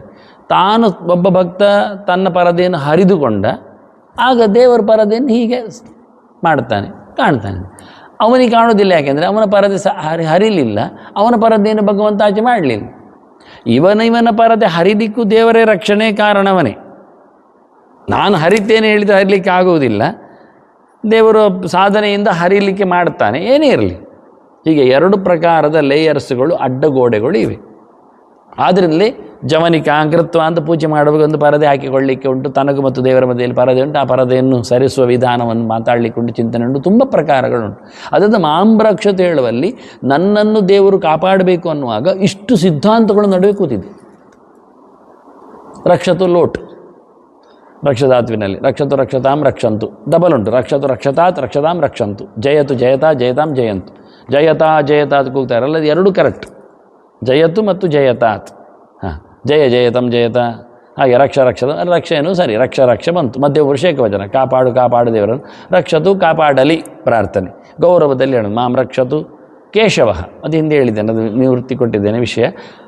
ಕಷ್ಟ ಈ ಷಷ್ಠ ಕೇಶವ್ ದ್ವಂದ್ವ ಸಮಾಸ. ಇಬ್ಬರು ಬಂದಾಗ ದ್ವಂದ್ವ, ಇಬ್ಬರು ಬಂದರೆ ಎಲ್ಲಿ ಕಡೆಯಲ್ಲಿ ಹಾಗೆ. ಚಕಾರ ಬಹುಲೋ ದ್ವಂದ್ವ, ಚಕಾರ ಜಾಸ್ತಿ ಇದ್ದಲ್ಲಿ ದ್ವಂದ್ವ ಸಮಾಸ ಬರ್ತದೆ ಅಂತ. ಮತ್ತು ತತ್ಪುರುಷಕ್ಕಾಗುವಾಗ ಎಸ್ ಯೇಷಾಂ ಅದು ತತ್ಪುರುಷ, ಎಲ್ಲಿ ವಿಭಕ್ತಿ ಬರ್ತದೆ ಅಲ್ಲಿ ತತ್ಪುರುಷ ಸಮಾಸ ಬರ್ತದೆ. ಅದರಲ್ಲಿ ಕಷ್ಟ ಈ ಷಷ್ಠ ಕೇಶವ್, ಕಹ ಅಂದರೆ ಚತುರ್ಮುಖ, ಈಶ ಅಂದರೆ ರುದ್ರ, ಅವರಿಬ್ಬರನ್ನು ಒಟ್ಟು ಮಾಡಿದರೆ ಕೇಶವ್ ವರ್ತಯತಿ, ಅವರಿಬ್ಬರನ್ನು ನೇಮಿಸುತ್ತಾನೆ. ಸೃಷ್ಟಿಯ ದಿನ, ಸೃಷ್ಟಿಯಲ್ಲಿ ಮತ್ತು ಸಂಹಾರದಲ್ಲಿ. ಒಬ್ಬನಿಗೆ ಸೃಷ್ಟಿ ಕೊಡ್ತಾನೆ ಕೆಲಸ, ಇನ್ನೊಬ್ಬರಿಗೆ ಸಂಹಾರ ಕೆಲಸ ಕೊಡ್ತಾನೆ. ಆದ್ದರಿಂದ ಕೇಶವ ಅಂತೇಳಿ ಭಗವಂತನ ಶಬ್ದ. ಕೇಶವ ಕೇಶವ ಕೇಶವ ಸುಲಭಕಾರ ಅಂತ ಪುಲ್ಲಿಂಗ. ಅಲ್ಲಿ ಮುಗಿಯಿತು. ಸುಲಭವಾಗಿ ಒಂದಿಷ್ಟು ಆರಂಭದ ಶ್ಲೋಕದಲ್ಲಿ ಬಂದಿರತಕ್ಕ ಸಂಸ್ಕೃತದ ಪದಚಿಂತನೆಗಳನ್ನು ಭಾಷಾಭ್ಯಾಸಕ್ಕಾಗಿ ತೋರಿಸಿಕೊಟ್ಟಿದ್ದೇನೆ. ಅಷ್ಟನ್ನು ಗಟ್ಟಿ ಮಾಡಿಕೊಂಡ್ರೆ ಎರಡನೇ ಶ್ಲೋಕಕ್ಕೆ ಹೋಗ್ಬೋದು ನಾವೀಗ. ಎರಡನೆಯ ಶ್ಲೋಕದಲ್ಲಿ ಆಚಾರ್ಯರು ಕೊಟ್ಟ ವಿಷಯ ನಮಗೆ ತಾಪತ್ರಯೇಣ ಸಂತಪ್ತಂ ಯದೇತದ ಕಿಲಂಚಿಕತ್ ವಕ್ಷ್ಯಾಮಿ ಶಾಂತಯೇ ಹ್ಯಸ್ಯ ಕೃಷ್ಣಾಮೃತ ಮಾಹರಣವ. ಅಲ್ಲಿ ಶಾಂತಯೇ ತಸ್ಯ ಎರಡು ಪದಗಳು ನಡೀತದೆ. ತಾಪತ್ರಯೇಣ ಸಂತಪ್ತಂ, ಇಲ್ಲಿ ಹಿಂದಿನ ಹಾಗೆ ಸಮ್ ಎನ್ನುವುದು ಉಪಸರ್ಗ ಬಂದಿದೆ. ಸಮ್ಯಕ್ ತಪ್ತಂದ ಅರ್ಥ, ಸಂಪೂರ್ಣೇನ ತಪ್ತ ಎರಡೂ ಅರ್ಥ ಮಾಡು. ಸಂಪೂರ್ಣವಾಗಿ ತಾಪತ್ರಯದಿಂದ ಅವನು ತೊಂದರೆಗೊಳಗಾಗಿದ್ದಾನೆ. ತಾಪ ತಪ ತೊಂದರೆ. ತಪಶಬ್ದಕ್ಕೆ ಎರಡು ಅರ್ಥ ಉಂಟು. ತಪಸ್ಸು ಮಾಡ್ತಾನೆ ಅಂದರೆ ತೊಂದರೆಗೊಳಗಾಗ್ತಾನೆ ಅಂತಲೂ ಅರ್ಥ, ಚಿಂತನೆ ಮಾಡ್ತಾನೆ ಅಂತಲೂ ಅರ್ಥ. ತಪ ಆಲೋಚನೆ, ತಪ ಸಂತಾಪೆ ಎರಡು ಧಾತು ತಪಸ್ ಶಬ್ದಕ್ಕೆ. ತೊಂದರೆಗೊಳಗಾಗ್ತಾನೆ ಏನು, ಊಟ ಬಿಟ್ಟಿರ್ತಾನೆ, ನಿದ್ದೆ ಬಿಟ್ಟಿರ್ತಾನೆ, ಪರಿಸರ ಚೆನ್ನಾಗಿರುವುದಿಲ್ಲ, ಕಾಡು ಮೇಡಿ ಇರ್ತದೆ, ತಿನ್ನಲಿಕ್ಕೇನು ಸಿಗುವುದಿಲ್ಲ, ಇದು ತಪಸ್ಸು. ತಪಸ್ಸು ಅಂದರೆ ಅದುವೇ, ತೊಂದರೆ ಪಡುವುದೇ ಅದು. ಮಾರೆ ತೊಂದರೆ ಪಡೋದೊಂದೊಂದು ತಪಸ್ಸು ಆಗುವುದಾದರೆ ಯಾಕೆ ಮಾಡಬೇಕು ಹೇಳಿದರೆ, ಅದಕ್ಕೆ ಒಂದು ಗೆರೆ ಉಂಟು, ಹೇಳಿಬಿಡ್ತೇನೆ. ಬ್ರಾಹ್ಮಣಸ್ಯದು ದೇಹೋಯಂ ಕ್ಷುದ್ರಕಾಮಾಯ ನೇಷ್ಯತೆ ಅಂತ ಇವನಿಗೆ ಉದ್ದವನಿಗೆ ಕೃಷ್ಣ ಹೇಳಿದ ಗೆರೆ. ಏನು ಮಾಡಬೇಕು ಅಂತ ಕೇಳಿದರೆ, ಒಬ್ಬ ತಿಳಿದವ, ಬ್ರಾಹ್ಮಣ ಅಂದರೆ ಭಗವಂತನ ಬಗ್ಗೆ ತಿಳಿದವ ಅಂತ ಅರ್ಥ. ಬ್ರಹ್ಮ ಅಂದರೆ ಭಗವಂತ, ಅಣ ಅಂದರೆ ಗಚ್ಚತಿ ಅಂತ ಅಣಗತವು ಧಾತು. ಬ್ರಹ್ಮ ಅಣತೀತಿ ಬ್ರಾಹ್ಮಣ. ಭಗವಂತನೆಡೆಗೆ ಚಿಂತನೆಯನ್ನು ಮಾಡುವವ. ಬ್ರಹ್ಮ ಅಂದರೆ ವೇದ ಅಂತಲೂ ಅರ್ಥ ಉಂಟು. ಆದ್ದರಿಂದ ವೇದದೆಡೆಗೆ ತನ್ನ ನಡೆಯನ್ನು ನಡೆಸಿದವ, ಯೋಚನೆಯನ್ನು ಮಾಡಿದವ. ಅಣಗತವು ಧಾತು, ಆದ್ದರಿಂದ ಏಕತ್ಯರ್ಥ ತೇನೇ ಜ್ಞಾತಾರ್ಥಕ ಕ್ರಮ. ಇದೊಂದು ವಿಶೇಷ. ಯಾವುದೆಲ್ಲ ಗತಿಯನ್ನು ಹೇಳುತ್ತದೋ, ಮೂಮೆಂಟ್ ಹೇಳುತ್ತದೋ, ಚಲನೆಯನ್ನು ಹೇಳುತ್ತದೋ, ಆ ಧಾತುಗಳಿಗೆಲ್ಲ ಜ್ಞಾನ ಅಂತ ಅರ್ಥ ಉಂಟು. ಚಲನೆ ಎಲ್ಲಿ ಕೇಳಿದರೆ ಮನಸ್ಸಿನಲ್ಲಿ ಅಂತ ಅರ್ಥ. ಆದ್ದರಿಂದ ಶೌನಕರು ಗೊತ್ತುಂಟ ನಿಮಗೆ, ಭಾರಿ ಹತ್ತಿರದವರು, ಸುಮಾರು ಜನರಿಗೆಲ್ಲ ಶೌನಕೀಯ ಪ್ರಯೋಗಗಳು, ಶೌನಕ ಪ್ರಯೋಗಗಳು ಅಂತ ಹೇಳಿಕೊಂಡೆಲ್ಲ ಮಾಡು. ಪುರಾಣಗಳಲ್ಲೆಲ್ಲ ಬರುವುದವರೇ ಹೆಚ್ಚು. ಸೂತ ಶೌನಕ ಸಂವಾದೆ ಅಂತ ಹೇಳಿಕೊಂಡು ಅವು ದೊಡ್ಡ ಮಟ್ಟಿನ ಕೇಳುವವರು. ಶಬ್ದ ಹೇಗೆ ನಿಷ್ಪತ್ತಿ ಮಾಡುವುದವರನ್ನು ಹೇಗೆ ತಿಳಿಸಿಕೊಡೋದು ನಾವು? ಶುನಕಸ್ಯ ಅಪತ್ಯಮಮಾನ್ ಶೌನಕಃ ಅಂತೇಳಿ ಶುನಕನ ಮಗ ಅಂತ ಅರ್ಥದಲ್ಲಿ ಪ್ರಯೋಗ ಮಾಡೋದು. ಶೌನಕ ಅಂದರೆ ಏನಾಯ್ತು ಈಗ ಆ ಲೆಕ್ಕಾಚಾರದಲ್ಲಿ ಹೇಳಿಕೊಂಡ್ರೆ, ಶುನಕನ ಮಗ. ಶುನಕ ಅಂದ್ರೇನು? ಶುನ ಅಂದರೆ ನಾಯಿ. ಅದಕ್ಕೇನು ನಾಯಿ ಮಗ ಆಯ್ತಲ್ಲ ಕೇಳಿದರೆ, ಆ ಶುನ ಅಂತ ನಾಯಿಗಾದರೂ ಯಾಕೆ ಹೇಳಿದ್ದು? ಶುನ ಗತವು ಅಂತ ಧಾತು, ತಿರುಗ್ತದೆ ಅಂತ, ಹೋಗ್ತಾ ಇರ್ತದೆ ಅಂತ. ನಾಯಿ ಸರಿ. ಇವರೆಂಥದ್ದು ಕೇಳಿದರೆ, ಇವರು ವೇದಗಳಲ್ಲಿ, ಪುರಾಣಗಳಲ್ಲಿ, ಶಬ್ದಗಳಲ್ಲಿ ಯಾವತ್ತೂ ನಡೀತಾ ಇರುವವರು, ಅಂದರೆ ಚಿಂತನೆ ಮಾಡ್ತಾ ಇರುವವರು. ಮನಸ್ಸಿನಲ್ಲಿ ನಡಿಗೆಯಲ್ಲಿ, ಶಬ್ದದಲ್ಲಿ. ಅದನ್ನ ಗತಿ ಶಬ್ದವು ಚಿಂತನೆಯನ್ನು ಹೇಳ್ತದೆ.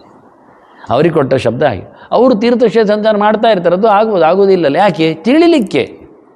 ಕೊನೆಗೆ ನಿಲ್ಲುವುದು ಎಲ್ಲಿ ಕೇಳಿದರೆ ಜ್ಞಾನದಲ್ಲೇ ನಿಲ್ಲುವುದು. ಅದನ್ನು ಬ್ರಹ್ಮ ಅಣತಿ ಗಚ್ಚತಿ ಅಂತ ಹೇಳಿದರೆ, ಹೋಗ್ತಾನೆ ಹೇಳಿದರೆ, ಅಣಗತೋ ಧಾತ್ವರ್ಥ ಮಾಡಿದರೆ ವೇದವನ್ನು ಅಭ್ಯಾಸ ಮಾಡ್ತಾನೆ ಅಂತ ಅರ್ಥ. ವೇದದಲ್ಲಿ ದೇವರನ್ನು ಅರಸುತ್ತಾನೆ ಅಂತ ಅರ್ಥ.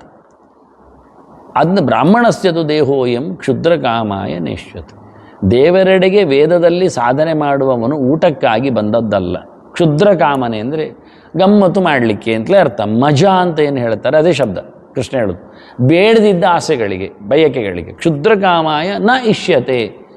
ಈ ದೇಹ ದೇವರು ಕೊಟ್ಟದ್ದು ಹಾಳು ಮಾಡಿಕೊಳ್ಳಿಕ್ಕಲ್ಲ. ದುಷ್ಟ ಬಯಕೆಗಳನ್ನು ತುಂಬಿಸಿಕೊಳ್ಳುವುದರಿಂದ ಈ ದೇಹ ಒಳ್ಳೆಯದಾಗುವುದಿಲ್ಲ. ಮತ್ತೆಂದು ಮಾಡಬೇಕು ಅಂದರೆ ಕೃಚ್ಛ್ರಾಯ ತಪಸ್ಸೇ ಚೇಹ, ಕಷ್ಟದಿಂದ ತಪಸ್ಸು ಮಾಡಬೇಕಂತ. ಸುಲಭದಲ್ಲಿ ತಪಸ್ಸಾಗುವುದಿಲ್ಲ. ಗಂಟೆಗಟ್ಟಲೆ ಕೂತ್ಕೊಳ್ಳುವುದು ಅಂದರೆ ದೊಡ್ಡ ತಪಸ್ಸೆ, ಅದು ಕಾಲು ಮಡಿಸಿ ಕೂತ್ಕೊಳ್ಳೋದ್ರಿಂದ ಇನ್ನೂ ದೊಡ್ಡ ತಪಸ್ಸೆ. ಅದರಿಂದ ಕೃಚ್ಛ್ರಾಯ ತಪಸ್ಸೇ ಚ ಇಹ, ಈ ಲೋಕದಲ್ಲಿ ಹೇಳಿದರು. ಇಲ್ಲಿ ಬದುಕಿನಲ್ಲಿ ಈಗ ಕೊಟ್ಟ ದೇಹದಲ್ಲಿ ಮುಂದೆ ಎಲ್ಲಿ ಸಿಗ್ತದೆ ದೇಹ? ಮುಂದೆ ಯಾವಾಗ ಇರ್ತೇವೆ? ನಾವು ನಿನ್ನೆ ಬಂದಾಗ ನೋಡ್ತೇವೆ, ಗುಡ್ಡೆಯನ್ನು ದೊಡ್ಡದು ನೋಡಿದಾಗ ಬಿದ್ದದ್ದು ಅಥವಾ ನೋಡಿದ್ದಾರೆ. 100 ವರ್ಷಗಳಲ್ಲಿ ನಾವಿರುವುದಷ್ಟೇ ಸಣ್ಣ ಪೀರಿಯಡ್ ನಮ್ಮದು. ಏನು ವಿಶಾಲ ಇದೆ, ಒಂದೂ ಅರ್ಥ ಆಗುವುದಿಲ್ಲ, ಎಂಥದ್ದು ಗೊತ್ತಾಗುವುದಿಲ್ಲ. ಏನು ಅದ್ಭುತವಾಗಿದೆ. ಇದನ್ನೆಲ್ಲ ನಾವು ತಿಳ್ಕೊಳ್ಳಿಕ್ಕೆ ಸಾಧ್ಯ ಉಂಟ? ನೋಡಲಿಕ್ಕೆ ಸಾಧ್ಯ ಉಂಟ? ಇಲ್ಲವೇ ಇಲ್ಲ, ಆಗುವುದೇ ಇಲ್ಲ. ಕೃಚ್ಛ್ರಾಯ ತಪಸ್ಸೇ ಚೇಹ, ಅದರಿಂದ ಕಷ್ಟಪಟ್ಟು ಏನನ್ನಾದರೂ ಸಾಧನೆ ಮಾಡಿಕೊ ಅಂದರು.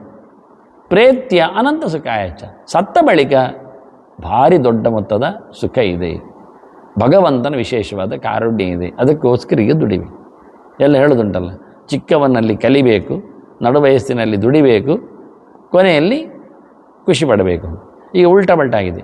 ಸಣ್ಣದಿರುವಾಗ ಗಮ್ಮತ್ತಿನಲ್ಲಿದ್ದ, ಮಧ್ಯದಲ್ಲಿ ದುಡಿಲಿಕ್ಕೆ ಹೋಗ್ತಾನೆ, ಅಲ್ಲ ಮಧ್ಯದಲ್ಲಿ ತಿರುಗಲಿಕ್ಕೆ ಹೋಗ್ತಾನೆ, ಕೊನೆಯಲ್ಲಿ ದುಡಿಲಿಕ್ಕೆ ಹೋಗ್ತಾನೆ, ಆಗುವುದೇ ಇಲ್ಲ, ಕೆಲಸ ಆಗುವುದು, ದುಡ್ಡು ಸಿಗೋದಿಲ್ಲ, ಬೇಡ್ತಾನೆ, ಕೊನೆಗೆ ಕಾಡ್ತಾನೆ.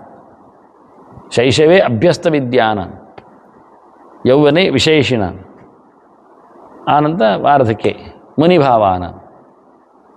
ಶೈಶವದಲ್ಲಿ ಕಲಿಬೇಕು, ನಡುವಯಸ್ಸಿನಲ್ಲಿ ಬದುಕಬೇಕು, ಕೊನೆಯಲ್ಲಿ ದೇವರನ್ನು ಕರಿಬೇಕು. ಆಗ ಅವನ ಬದುಕು ಲಾಯ್ಕ ಆಗ್ತದೆ, ಇಲ್ಲಾಂದರೆ ಇಲ್ಲ. ಪ್ರಹ್ಲಾದ ಹೇಳೋದೇನು? ಮೊದಲಿಂದಲೇ ಬಾಲ್ಯದಲ್ಲಿಯೇ ಭಗವಂತನ ಬಗ್ಗೆ ಎಚ್ಚರ ಆಗಬೇಕು. ಮತ್ತೆ ಎಚ್ಚರ ಆಗುವುದಿಲ್ಲ, ಮತ್ತೆ ಎಲ್ಲಿ ಆಗಲಿಕ್ಕೆ ಬರ್ತದೆ? ಆಗುವುದೇ ಇಲ್ಲ ಅಂತ. ಅದರಿಂದ ತಪಸ್ಸು ಅಂದರೆ ದೇಹವನ್ನು ದುಡಿಸಿಕೊಳ್ಳುವುದು. ಯಜ್ಞೇನ ದಾನೇನ ತಪಸ ಅನಾಶಕೇನ ಅಂದ್ರೆ, ಯಜ್ಞ ಮಾಡಿ, ದಾನ ಮಾಡಿ, ತಪಸ್ಸು ಮಾಡಿ. ತಪಸ್ಸು ಅಂದ್ರೇನು? ಅನಾಶಕೇನ ಅಂದರೆ ಉಪವಾಸವೇ ತಪಸ್ಸು. ಉಪವಾಸದಲ್ಲಿ ಏನರ್ಥ? ದೇಹ ಏನು ತಿನ್ನುವುದಿಲ್ಲ, ಸಮೀಪೇ ವಾಸ, ದೇವರ ಹತ್ತಿರದಲ್ಲಿ ನೆನಪಿರ್ತದೆ, ಚಿಂತನೆ ಇರ್ತದೆ ಅಂತ. ಆದ್ದರಿಂದ ತಾಪತ್ರಯೇಣ ಸಂತಪ್ತಂ. ಏನು ತಾಪತ್ರಯ ಎನ್ನುವುದು ಹಿಂದೆ ಹೇಳಿದ್ದೇನೆ, ಇನ್ನೊಮ್ಮೆ ಬರ್ತದೆ, ಆಚಾರದಲ್ಲಿ ಬಿಡಿಸ್ತಾರೆ, ಅದು ಮತ್ತೆ ನೋಡುವ ಇನ್ನೊಮ್ಮೆ. ಒಟ್ಟು ಟೋಟಲಿ ನಮ್ಮ ಬದುಕಿನಲ್ಲಿ ಒಳ್ಳೆ ಪೆಟ್ಟು ಸಿಕ್ಕಿದೆ. ಸಂತಪ್ತಂ, ಚೆನ್ನಾಗಿ ತೊಂದರೆಗೊಳಗಾಗಿದ್ದಾನೆ. ಇಲ್ಲಿ ತಪಧಾತು ತಪ್ರತ್ಯಯ, ತಪ್ತ ಮುದ್ರಾಧಾರಣೆಯಲ್ಲಿ ಹಾಗೆ ತಪಧಾತುವಿನ ಮೇಲೆ ತಪ್ರತ್ಯಯ ಅಚೇತ ಶಬ್ದ ಆಗಿ ತಾಪತ್ರಯೇಣ ಸಂತಪ್ತಂ ಯದೇತತ್. ನೋಡಿ, ಎತ್ತು ಬಂತು, ಏತತ್ ಬಂತು,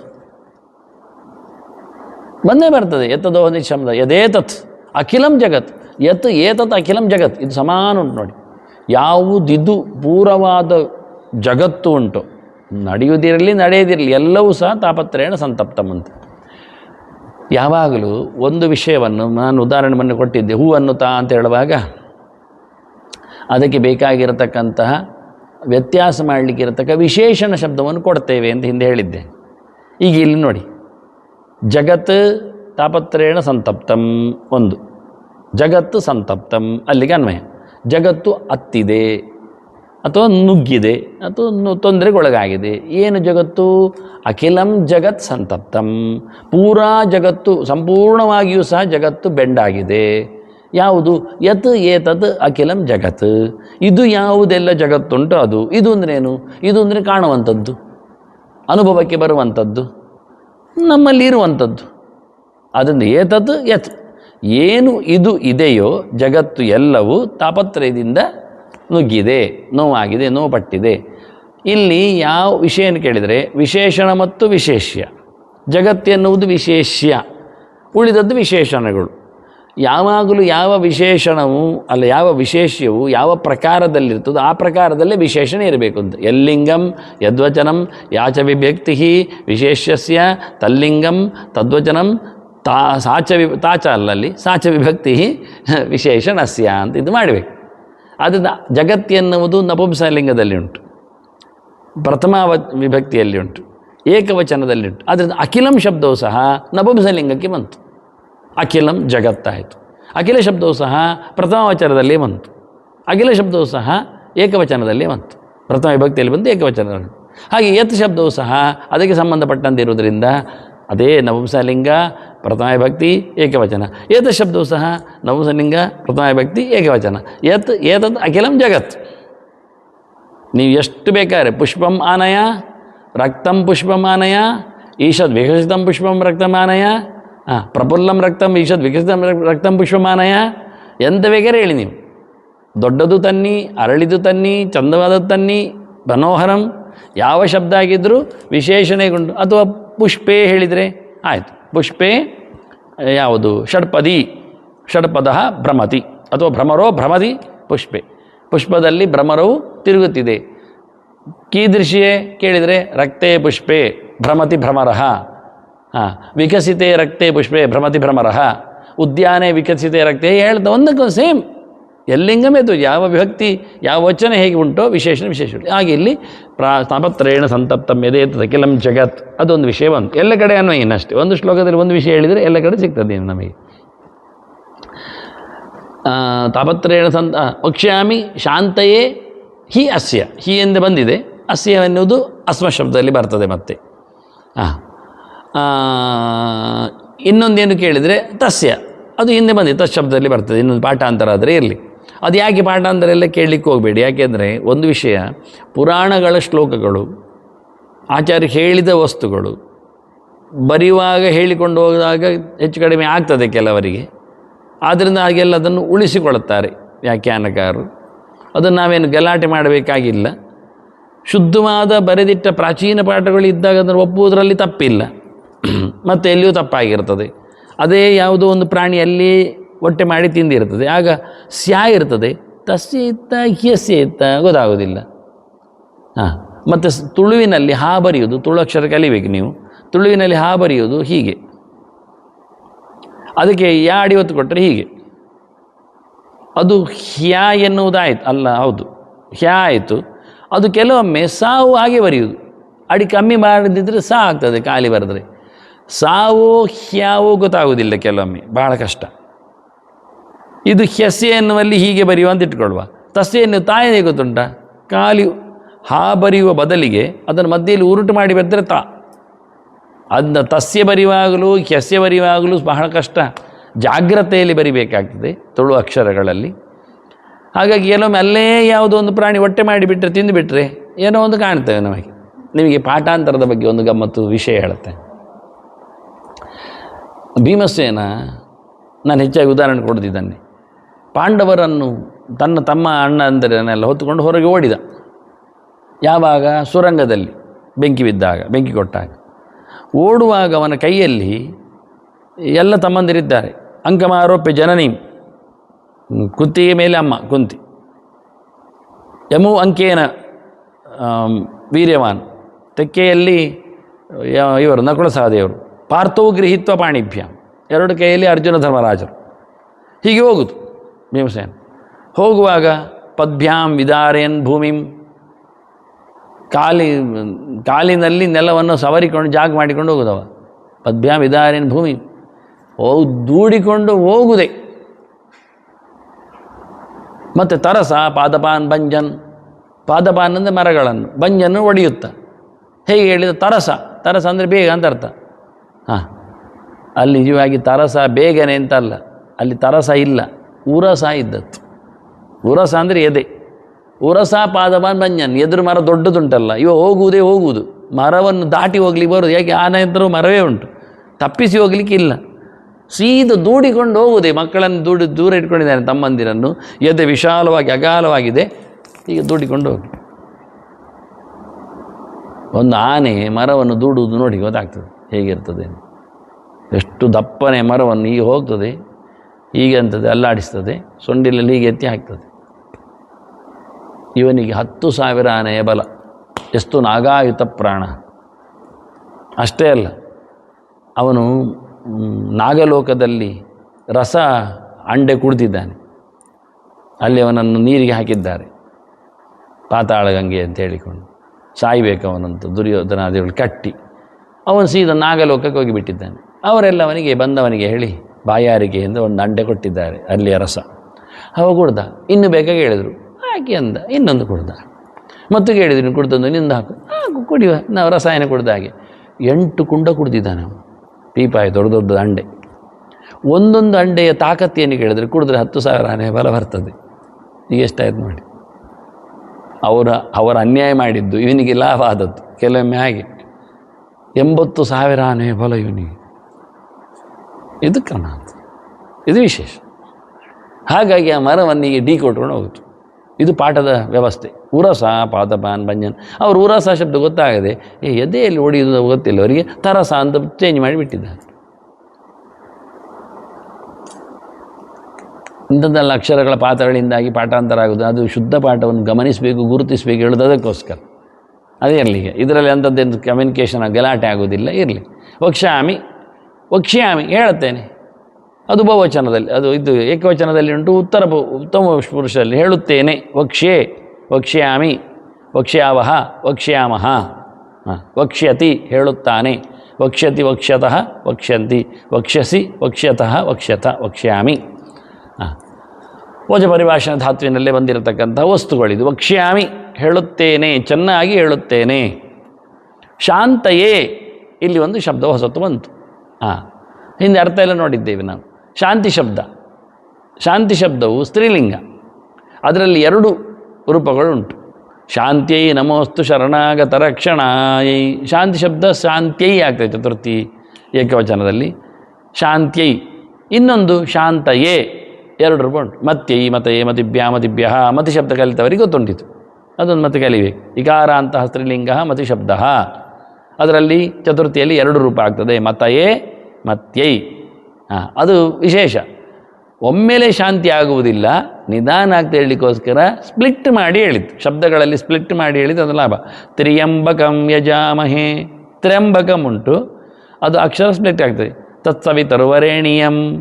ವರೇಣ್ಯಂ ಉಂಟು, ಅಕ್ಷರ ಸ್ಪ್ಲಿಟ್ ಆಗ್ತದೆ, ರೂಪ ಸ್ಪ್ಲಿಟ್ ಆದ್ದರಿಂದ. ಯಾಕೆ ಅಲ್ಲಿ ಸ್ಪ್ಲಿಟ್ ಆಯಿತು ಅಂತ ಕೇಳಿದರೆ 2 ರೂಪಗಳನ್ನು ಸಮಾನ ಚಿಂತನೆಯಲ್ಲಿ ಬಂದಿವೆ ಅಂತ. ಕೇಶವನಾರಾಯಣ ಮಾಧವ ಗೋವಿಂದ ವಿಷ್ಣು ಮಧುಸೂದನ ತ್ರಿವಿಕ್ರಮ ವಾಮನ. ಹೀಗೆ 24 ರೂಪಗಳಿಗೆ ಕೇಶವಾದಿಗಳು, ಸಂಕರ್ಷಣಾದಿಗಳು, ಭಗವಂತನ ರೂಪ ವಿಶೇಷಗಳು ಅಲ್ಲಿ ವಾಚ್ಯಗಳು ಗಾಯತ್ರಿ ಪದದಲ್ಲಿ ಅಕ್ಷರಗಳಲ್ಲಿ. ಅದರಿಂದ ತತ್ ಸವಿತುಹು ವರೇಣಿಯಂ. ವರೇಣಿಯಂ ಎನ್ನುವುದು 7 8. ಕೇಶವನಾರಾಯಣ ಮಾಧವ ಗೋವಿಂದ ವಿಷ್ಣು ಮಧುಸೂದನ ತ್ರಿವಿಕ್ರಮ ವಾಮನ. 7 8 ಎನ್ನುವುದು ತ್ರಿವಿಕ್ರಮ ವಾಮನ ಎನ್ನುವುದು ಒಂದೇ ನಮೂನೆ ಉಂಟು. ಅವರಲ್ಲಿ ಬೇರೆ ಬೇರೆ. ವಾಮನನೇ ತ್ರಿವಿಕ್ರಮ ಆದದ್ದು ದಶಾವತಾರದ್ದು. ಆದರೂ ಕೇಳುವಾಗ ಒಂದು ಗಮ್ಮತ್ತುಂಟಲ್ಲ, ಅಲ್ಲಿ ಸಹ ಒಂದು ಸ್ಪ್ಲಿಟ್ ಇಟ್ಟಿದ್ದಾರೆ, ವರೇಣಿಯಂ. ಹಾಗಿರಲಿ. ಅದರಂತೆ ಇಲ್ಲಿ ಅಕ್ಷರಗಳ ಶಾಂತಯೇ, ಶಾಂತ್ಯೈ ಇದ್ದದ್ದನ್ನು ಶಾಂತಯೇ ಬೆಳೆಸಿದ್ದು ತಡವಾಗಿ ಒಳ್ಳೆಯದಾಗುವುದನ್ನು ಹೇಳಲಿಕ್ಕೆ. ಮೋಕ್ಷ ಅಕ್ಕನೆ ಸಿಗುವುದಲ್ಲ, ಅಥವಾ ಎಲ್ಲ ಪ್ರಕಾರದ ಶಾಂತಿ ಇಲ್ಲ. ಇವನಿಗೆ ಶಾಂತಿ ಇಲ್ಲ ಮಾರ್ರೆ, ಮಾಡಿಸುವ ಕುಜರಾಹು ಅಲ್ವ ಹೇಳ್ತಾರೆ. ಅದು ಅಲ್ಲ ಇದು ಶಾಂತಿ. ಇದು ಸಂಧಿ ಶಾಂತಿ ಅಲ್ಲ, ಇದು ಜನ್ಮ ನಕ್ಷತ್ರ ಶಾಂತಿ ಅಲ್ಲ, ಇದು ದೂರ್ವಾ ಶಾಂತಿ ಅಲ್ಲ, ಇದು ಬೇರೆ. ಇದು ನಿಮಗೆ ತಿಳ್ಕೊಂಡದ್ದು 60ರ ಶಾಂತಿ 70ರ ಶಾಂತಿ ಅಲ್ಲ. ಇದು ಬೇರೆ ಇದೆ ಹೇಳಲಿಕ್ಕೋಸ್ಕರ ಶಾಂತಯೇ ಅಂತ ಬೇರೆ ರೂಪವನ್ನು ಉಲ್ಲೇಖ ಮಾಡಿ, ಇದು ಅಂತಿಮವಾದಂಥ ಮೋಕ್ಷ, ಪೂರ್ಣ ಸುಖವನ್ನು ಕೊಡತಕ್ಕ ಶಾಂತಿ ಇದು ಅಂತ ಹೇಳಲಿಕ್ಕೆ ಬೇರೆ ರೀತಿಯಲ್ಲಿ ಪ್ರಯೋಗ ಮಾಡಿತ್ತು. ಎಲ್ಲಿ ಅಕ್ಷರಗಳ ಬಾಹುಲ್ಯ ಇರ್ತದೆ, ಅಲ್ಲಿ ಅರ್ಥಗಳ ಬಾಹುಲ್ಯ ಇರ್ತದೆ, ವಿಶೇಷ ಇರ್ತದೆ. ಈಗ ಉದಾಹರಣೆಗೆ ಎಷ್ಟು ಜನ ಬಂದಿದ್ದಾರೆ? ತುಂಬ ಬಂದಿದ್ದಾರೆ. ಅಲ್ಲ, ಪರ್ಯಾಯಕ್ಕೆ ತುಂಬ ಬಂದಿದ್ದಾರೆ. ಅದು ತುಂಬ ಎಂಥದ್ದು? 2 0 ಹಾಕಬೇಕಾ, 3 0 ಹಾಕಬೇಕಾ? ಹೇಳುವಾಗ ಹಾಗೆ ಹೇಳ್ತಾರೆ ತುಂಬ ಅಂತ. ಭಾರಿ ಗೌಜಿ ಆಗಿದೆ ಅಂತಾರೆ. ಅದು ಭಾರಿ ದೊಡ್ಡ ಬಾಲ ಹಾಕಬೇಕಾ ಕೆಳಗೆ? ಅಂದರೆ ಅದಕ್ಕೆ ಯಾವುದೇ ವಿಷಯವು ಹೆಚ್ಚಿದ್ದರೆ ಅದನ್ನು ಹೆಚ್ಚಿನಿಂದ ಹೇಳುವುದು ಕ್ರಮ ನಮ್ಮದು, ವಾಡಿಕೆ. ಅದನ್ನು ಇಲ್ಲಿ ಸಹ ಅಕ್ಷರಗಳನ್ನು ಅಧಿಕಗೊಳಿಸಿ ಹೇಳಿದಾಗ ವಿಷಯದಲ್ಲಿ ಅರ್ಥ ಅಧಿಕ ಇದೆ ಅಂತ ಅರ್ಥ ಆಗ್ತದೆ. ವಕ್ಷ್ಯಾಮಿ ಶಾಂತಯೇ ಖ್ಯಸ್ಯ ಕೃಷ್ಣಾಮೃತ ಮಹಾರ್ಣವಂ. ಅದು ಹಿಂದೆ ಹೇಳಿ ಆಯಿತು, ಅರ್ಥ ಮಾಡಿದ್ದೆ. ಇನ್ನು 3ನೆಯ ಶ್ಲೋಕ. ತೇ ನರಾಹ ಪಶವೋ ಲೋಕೆ ಕಿಂತೇಷಾಂ ಜೀವನೇ ಫಲಂ ಯೈರ್ನ ದೀಕ್ಷಾ ಯೈರ್ನ ಲಬ್ಧ ಹರೇರ್ದೀಕ್ಷಾ ನಾರ್ಚಿತೋ ವಾ ಜನಾರ್ದನಃ. ಸರಿ, ಹಾಗೆ ಶ್ಲೋಕಗಳನ್ನು ನೆನಪು ಮಾಡಿ ಹೇಳಬೇಕು. ನೆನಪು ಮಾಡಿ ಅರ್ಥದ ಮೇಲೆ ಹೇಳಿಕೊಂಡಾಗ ಮಾತ್ರ ಶಾಶ್ವತವಾಗಿ ಶ್ಲೋಕಗಳು ನೆನಪಿರ್ತವೆ. ಇಲ್ಲದಿದ್ದರೆ ಇದ್ರ ಹಾಗೆ ಆಯಿತು. ಹೇಗೆ ಗೊತ್ತುಂಟ? ಎಲ್ಲಿಂದ ಎಲ್ಲಿಗೂ ವಕ್ರತುಂಡ ಮಹಾಕಾಯ ಕೋಟಿ ಸೂರ್ಯ ಸಮಪ್ರಭ ಅದೇಳಿದು ಅದು ಸುದರ್ಶನ ಮಹಾಜ್ವಾಲ ಕೋಟಿ ಸೂರ್ಯ ಸಮಪ್ರಭ ಅಲ್ಲಿದ್ದು ಕಟ್ಟಬೇಷ್ಟು. ಒಟ್ಟು ಹೇಳಿಕೊಂಡು ಹೋಗುವುದೇ. ಮತ್ತು ಒಬ್ಬ ಹೇಳಿದ ಕೇಳಿ ಇನ್ನೊಬ್ಬ ಅದನ್ನೇ ಬೈ ಹಾಟ್ ಮಾಡಿಬಿಡ್ತಾನೆ, ಇನ್ನೊಂದು ತಪ್ಪಾಗ್ತದೆ ಅವನ. ಅದನ್ನು ನಾವು ಯಾರಿಗೇನು ವಕ್ರತುಂಡ ಮಹಾಕಾಯ, ಹಾಗಾದರೆ ಅವನು ಗಣಪತಿ, ಅವನು ಸೂರ್ಯಕೋಟಿ ಸಮ ಆಗೋದಿಲ್ಲ, ಅವನು ಬಾಲಸೂರ್ಯ ಸಮಪ್ರಭ, ಉದಯಿಸುವ ಸೂರ್ಯನಂತೆ ಕೆಂಬಣ್ಣದವ. ಹೀಗೆ ಅರ್ಥದ ಮೇಲೆ ನೀವು ಹೋದರೆ ಶ್ಲೋಕವನ್ನು ಗಟ್ಟಿ ಮಾಡಲಿಕ್ಕೆ ಆಗ್ತದೆ. ಅರ್ಥ ಗೊತ್ತಿಲ್ಲದೆ ಶ್ಲೋಕ ಹೇಳಲಿಕ್ಕೆ ಹೋದರೆ ಇಂಥದ್ದೇ ಆಗ್ತದೆ. ತೇ ನರಾಹ ಪಶವೋ ಲೋಕೆ, ಅಲ್ಲಿ ಹಿಂದೆ ಏನಿತ್ತು, ವಕ್ಷ್ಯಾಮಿ ಶಾಂತಯೇ ಹ್ಯಸ್ಯ ಕೃಷ್ಣಾಮೃತ ಮಹಾರಣವಂ, ಅದೇನು ಸಮಸ್ಯೆ ಇಲ್ಲ. ತಾಪತ್ರಯೇಣ ತೃತೀಯ ಏಕವಚನ, ತಾಪತ್ರಯಾಭ್ಯಾಂ ತಾಪತ್ರಯೈಹಿ ಅಂತ ಹೇಳಿಕೊಂಡು ರಾಮೇಣ ಫಲೇನ ಸಾಮಾನ್ಯವಾಗಿ ಏನ ಒಂದಲ್ಲಿ ತೃತೀಯ ಭಕ್ತಿ ಅಕಾರಾಂತಲ್ಲಿ ಇರ್ತದೆ ಅಂತ ನೆನಪು ಮಾಡಿಕೊಳ್ಳಿ. ಹೆಚ್ಚು ಶಬ್ದಗಳೆಲ್ಲ ಅಕಾರಾಂತಲ್ಲಿ ಇರುವಂಥದ್ದು. ಸಂತಪ್ತಂ ಶಬ್ದವೂ ಸಹ ಜಗತ್ತಿಗೆ ಶಬ್ದ ಸಂಬಂಧಪಟ್ಟದ್ರಿಂದ ತಲ್ಲಿಂಗಂ ತದ್ವಚನಮೇ ಆಗಿದೆ. ಜಗತ್ತು ಸಂತಪ್ತಂ ಹೇಳೋದ್ರಿಂದ ಏಕವಚನದಲ್ಲಿ ಹೇಳಿದ್ದಾರೆ. ಇಲ್ಲಾದರೆ ಬಹುವಚನ ಮಾಡಿದರೆ ಜನಾಹ ಏನು ಮಾಡಬೇಕು, ಆಗ ಸಂತಪ್ತಾಹ ಅಂತ ಮಾಡಬೇಕು ಅಲ್ವಾ. ಜಗಶಬ್ದ ಸಾಮಾನ್ಯ ಮಾಡಿ, ಸಾಮಾನ್ಯ ನಪುಂಸ, ಇನ್ನೊಂದು ನಿಯಮ ಸಾಮಾನ್ಯ ನಪುಂಸಕಂ ಅಂತ. ಸಾಮಾನ್ಯ ಆಕಾರದಲ್ಲಿ ಏನನ್ನು ಹೇಳೋದಾದರೆ ನಪುಂಸದಲ್ಲಿ ಹೇಳಬಹುದು ಅಂತ ಕ್ರಮ. ಅದು ಜಗತ್ತು ಎನ್ನುವುದು ನಪುಂಸಲಿಂಗದ ಹೇಳಿದ ಯಾಕೆ ಅಂದರೆ ಸಾಮಾನ್ಯ. ಮತ್ತಿನ್ನೇನು ಕೇಳಿದೆ ವಿಶೇಷ ಅರ್ಥ, ಜಗತ್ತು ನಪುಂಸಕಾಗಿ ಉಂಟು, ಪುರುಷರಾಗಿಲ್ಲ, ಸ್ತ್ರೀಯರಾಗಿಲ್ಲ, ಎಂಥ ಕೆಲಸ ಮಾಡ್ತಾ ಇಲ್ಲ, ದಡ್ಡಾಗಿದೆ, ಗೊಡ್ಡಾಗಿದೆ ಅನ್ನೋದು ತಿಳಿಸ್ಬೇಕು. ಜಗತ್ತು ಪೂರ್ತಿ ನಪುಂಸಕತನವನ್ನು ಒಪ್ಪಿದೆ, ಸಾಧನೆ ಮಾಡದೆ ತಾಪತ್ರಯದಿಂದ ನಜ್ಜುಗುಜ್ಜಾಗಿ ಅದು ಏನೂ ಆಗುವುದಿಲ್ಲ, ಎಂಥದಕ್ಕೂ ಉಪಯೋಗಕ್ಕೆ ಬೀಳ್ತಾ ಇಲ್ಲ ಅದು ಅನ್ನೋ ಅರ್ಥವನ್ನು ಕೊಡಲಿಕ್ಕೋಸ್ಕರ ನಪುಂಸಕ ಪ್ರಯೋಗ ಮಾಡಿದ್ರು. ಇಲ್ಲದೆ ಪುಲ್ಲಿಂಗದಲ್ಲಿ ಹೇಳಿದರೆ ಜನಾಹ ಸಂತಪ್ತಾಹ ಅಂತ ಹೇಳಬೇಕು ನಾವು, ಜನರು ನಜ್ಜುಗುಜ್ಜಾಗಿದ್ದಾರೆ ಹೇಳಬೇಕು. ಸ್ತ್ರೀಯರನ್ನು ಇಟ್ಕೊಳ್ಬೇಕಾದ್ರೆ ಸ್ತ್ರೀಯ ಅವರನ್ನು ಇಟ್ಕೊಳ್ಬೇಕು, ಸ್ತ್ರೀ ಜನಾಹ ಅಂತ ಆಗಬೇಕು ಪುಲ್ಲಿಂಗದಲ್ಲಿ. ಇಲ್ಲಾದರೆ ಸ್ತ್ರೀಯ ಅವರು ಸಂತಪ್ತ, ಅದಕ್ಕೇನು ಆಕಾರ ಅಂತ ಸ್ತ್ರೀಲಿಂಗವೂ ಇರೋದ್ರಿಂದ ವ್ಯತ್ಯಾಸ ಆಗುವುದಿಲ್ಲ. ಅದರಿಂದ ಯಾವುದು ವಿಶೇಷಣವೋ ಯಾವುದು ವಿಶೇಷವೋ ಅದಕ್ಕೆ ಅನ್ನಂತೆ ವಿಶೇಷಣ ಇರ್ತದೆ ಅಂತ ಸಂತಪ್ತಂ ಶಬ್ದವೂ ಸಹ ಅಲ್ಲಿಗೆ ಅನ್ವಯ. ಎದದ ಕೆಲಂ ಜಗತ್ ವಕ್ಷ್ಯಾಮಿ ಶಾಂತಯೇಖ್ಯಸ್ಯ ಆಯಿತು ಕೃಷ್ಣಾಮೃತ. ತೇ ನರಾಹ ಪಶವೋ ಲೋಕೆ ಕಿಂತೇಷಾಂ ಜೀವನೇ ಪರಂ. ಅವರು ಮನುಷ್ಯರು ಪಶುಗಳು. ಈಗ ಮನುಷ್ಯರು ಪಶುಗಳು ಅಂತ ಕರಿಬೇಕಾದರೆ ನೀವು ಅಂಥ ತಪ್ಪು ಏನು ಮಾಡಿದ್ರು ಅವರು? ಪಶುತ್ವ ಎನ್ನುವುದು, ಪಶುತನ ಎನ್ನುವುದು, ಪ್ರಾಣಿ ಅಂತ ಹೇಳುವುದು ಇದು ಅತ್ಯಂತ ಹೇಸಿಗೆಯ ಒಂದು ವಿಷಯ. ಮನುಷ್ಯ ಹೇಳೋದು ಅವನ ಪಶು ಹೇಳೋದು ಸಮ, ಅದಾಗಲಿ ಬೇಜಾರಾಗ್ತದೆ ಅವನಿಗೆ. ಅಂದರೆ ನೀವು ಪಶು ಶಬ್ದದಲ್ಲಿ ಯಾವುದು ಅಂತ ಹೇಳಲಿಲ್ಲ, ಆದ್ದರಿಂದ ನನಗೆ ತುಂಬ ಬೇಜಾರಾಗಲಿಲ್ಲ. ನಾವು ಅರ್ಥ ಬರಿತೇವೆ, ನಾನು ಯಾವ ಪಶುವನ್ನು ವಿವಕ್ಷೆ ಮಾಡಿದ್ದೇನೆ ಕೇಳಿದರೆ ನಾಯಿಯನ್ನು ಅಂತ ಹೇಳಿಬಿಡ್ತಾನೆ. ಆಗ ಅವನಿಗೆ ತುಂಬ ಬೇಜಾರಾಗ್ತದೆ. ನಾನು ತಿಳ್ಕೊಂಡದ್ದು ಮಾರಾಯ ದನ ಅಂತ, ದನ ಅಲ್ಲ, ನಾನು ನಾಯಿಯನ್ನು ಹೇಳಿದ್ದು. ಮತ್ತು ಸ್ವಲ್ಪ ಹೊತ್ತಿನಲ್ಲಿ ನಾನು ಪಶು ಅಂತ ತಿಳ್ಕೊಂಡದ್ದು ಹಂದಿ ಅಂತಾನವ.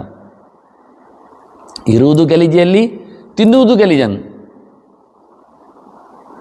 ಆದ್ದರಿಂದ ಇಲ್ಲಿ ಸಾಮಾನ್ಯವಾದ ಪಶು ಶಬ್ದ ಪ್ರಯೋಗ ಮಾಡಿ ವಿವಕ್ಷಾ ಭೇದದಿಂದ ಒಬ್ಬೊಬ್ಬರ ಸಾಧನೆಯಲ್ಲಿ ವ್ಯತ್ಯಾಸ ಉಂಟು ಅಂತ ತೋರಿಸ್ತಾ ಇರುತ್ತೆ. ನರಾಹ ಪಶವಃ, ನರಾಹ ಎನ್ನುವುದು ವಿಶೇಷ್ಯ ಅಥವಾ ಎಂದ ಬೇಕಾದ್ರೆ ಇಟ್ಕೊಳ್ಳಿ. ಪಶವಃ ನರರು ಪ್ರಾಣಿಗಳು ಯಾವುದು ಅಂತ ಹೇಳದೇ ಇರೋದ್ರಿಂದ ಸಾಮಾನ್ಯವಾಗಿ ಪಶು ಶಬ್ದ ಪ್ರಯೋಗ ಮಾಡಿದ್ರಿಂದ, ನರಶಬ್ದವು ಸಾಮಾನ್ಯ ವಾಚಕವಾದದ್ರಿಂದ ಯಾರು ಅಂತ ಹೇಳದೇ ಇದ್ದರಿಂದ ಅಲ್ಲೇನು ಹೇಳ್ತೇವೆ ನಾವು, ದುರ್ಜನಾಹ ನರಾಹ ಸೂಕರ ಪಶವಃ, ದುಷ್ಟರಾಗಿದ್ದರೆ. ಶಿಷ್ಟಾಹ ನರಾಹ ಅಂತ ಮಾಡಿದರೆ ಅವರು ಗೋಪಶವಃ ದನದಾಗಿದ್ದಾರೆ. ಮತ್ತು ಮಧ್ಯಮರಿದ್ದಾರಲ್ಲ ಅವರು ಶುನಕಪಶವಃ ಶ್ವಾಪಶವಃ ನಾಯಿಗಳಾಗಿ. ಆದ್ದರಿಂದ 3 ಪ್ರಕಾರದವರು ಜನರಿದ್ದಾರೆ. ಸಾತ್ವಿಕರು, ರಾಜಸರು, ತಾಮಸರು ಇದ್ದಾರೆ. ತಾಮಸರು ಬದಲಾವಣೆಗೊಳ್ಳುವುದಿಲ್ಲ. ರಾಜಸರು ಉಪಯೋಗಕ್ಕೆ ಬರ್ತಾರೆ, ಪೂರ್ಣ ಉಪಯೋಗಕ್ಕೆ ಬರುವುದಿಲ್ಲ. ಸಾತ್ವಿಕರು ಉಪಯೋಗಕ್ಕೆ ಬರ್ತಾರೆ, ಆದರೆ ಯಾವಾಗ ಗೊತ್ತಿಲ್ಲ. ಅವರು ಉಪಯೋಗಕ್ಕೆ ಆಗ್ತಾರೆ, ಆದರೆ ಅವರಲ್ಲಿ ಸಾತ್ವಿಕತನ ಪ್ರವೋಕ್ ಆಗಬೇಕಲ್ಲ. ಆದ್ದರಿಂದ ಕಿಂತೇಷಾಂ ಜೀವನೇ ಫಲಂ, ಎಲ್ಲ ನರರನ್ನು ಇಟ್ಟುಕೊಂಡೇ ಕೇಳಿದ್ದೇವರು, ನೀವು ಬದುಕಿ ಎಂತ ಮಾಡ್ತೀರಿ ಹೇಳ್ತಾರೆ. ಪಶುಗಳಲ್ಲಿ ನೋಡಿ ಒಂದು ಸಾಧನೋಪಯೋಗಿಯಾದಂಥ ವ್ಯವಸ್ಥೆ ಉಂಟು, ಇದು ಗಮನಿಸಬೇಕಾದ ವಿಷಯ. ದನಗಳು ಇಟ್ಕೊಳ್ಳಿ, ಅದನ್ನು ಬಿಡೋದು ಬೇಡ.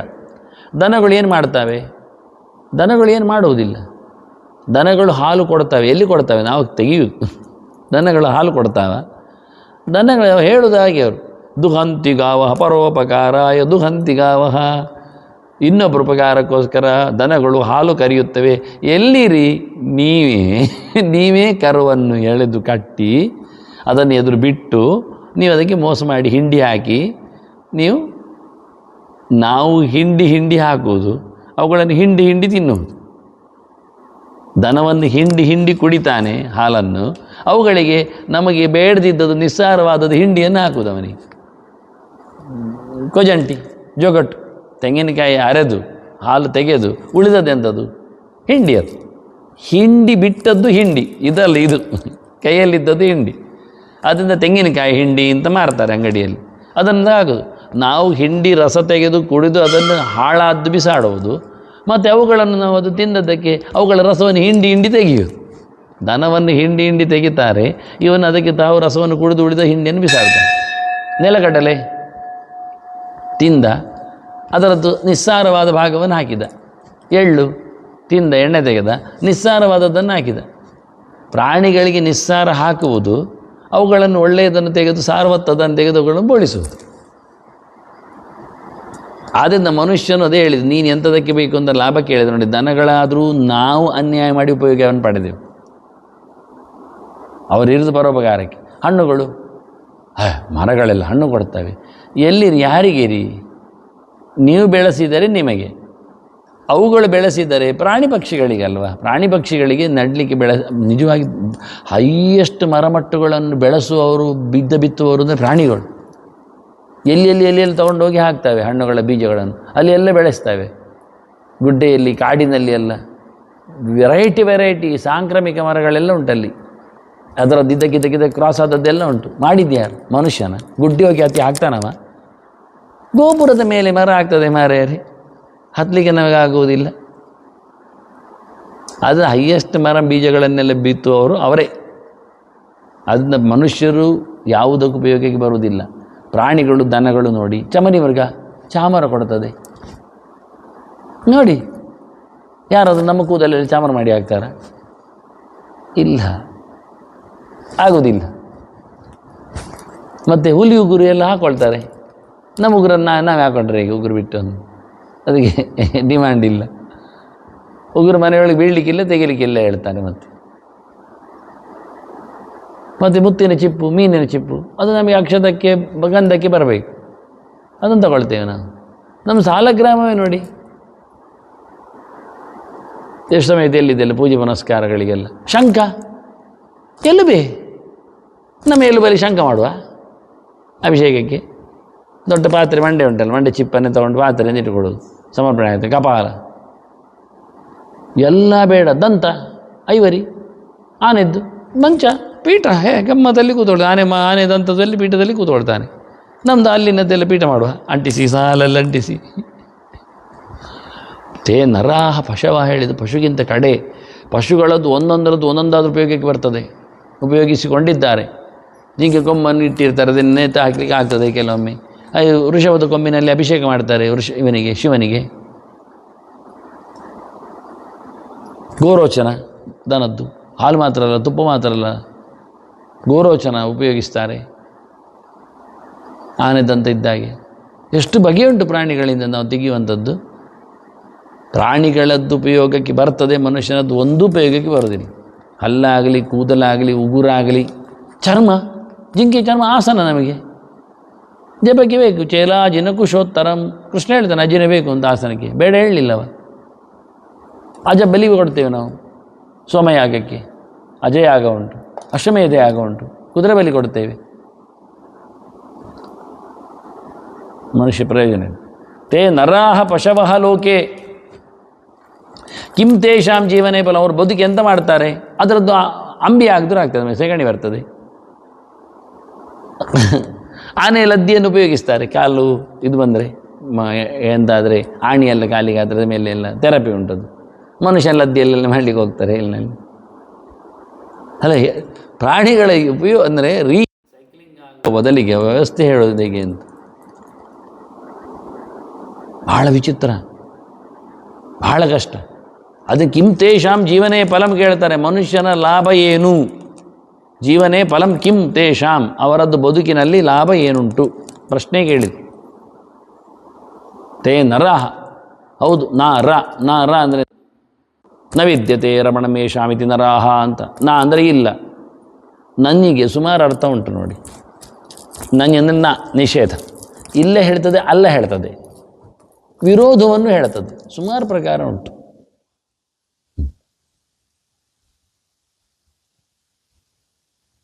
ಹಾಗಾಗಿ ನ ರಮಣಂ, ಸುಖ ಇಲ್ಲ, ಮನುಷ್ಯನಿಗೆ ಸುಖ ಇಲ್ಲ.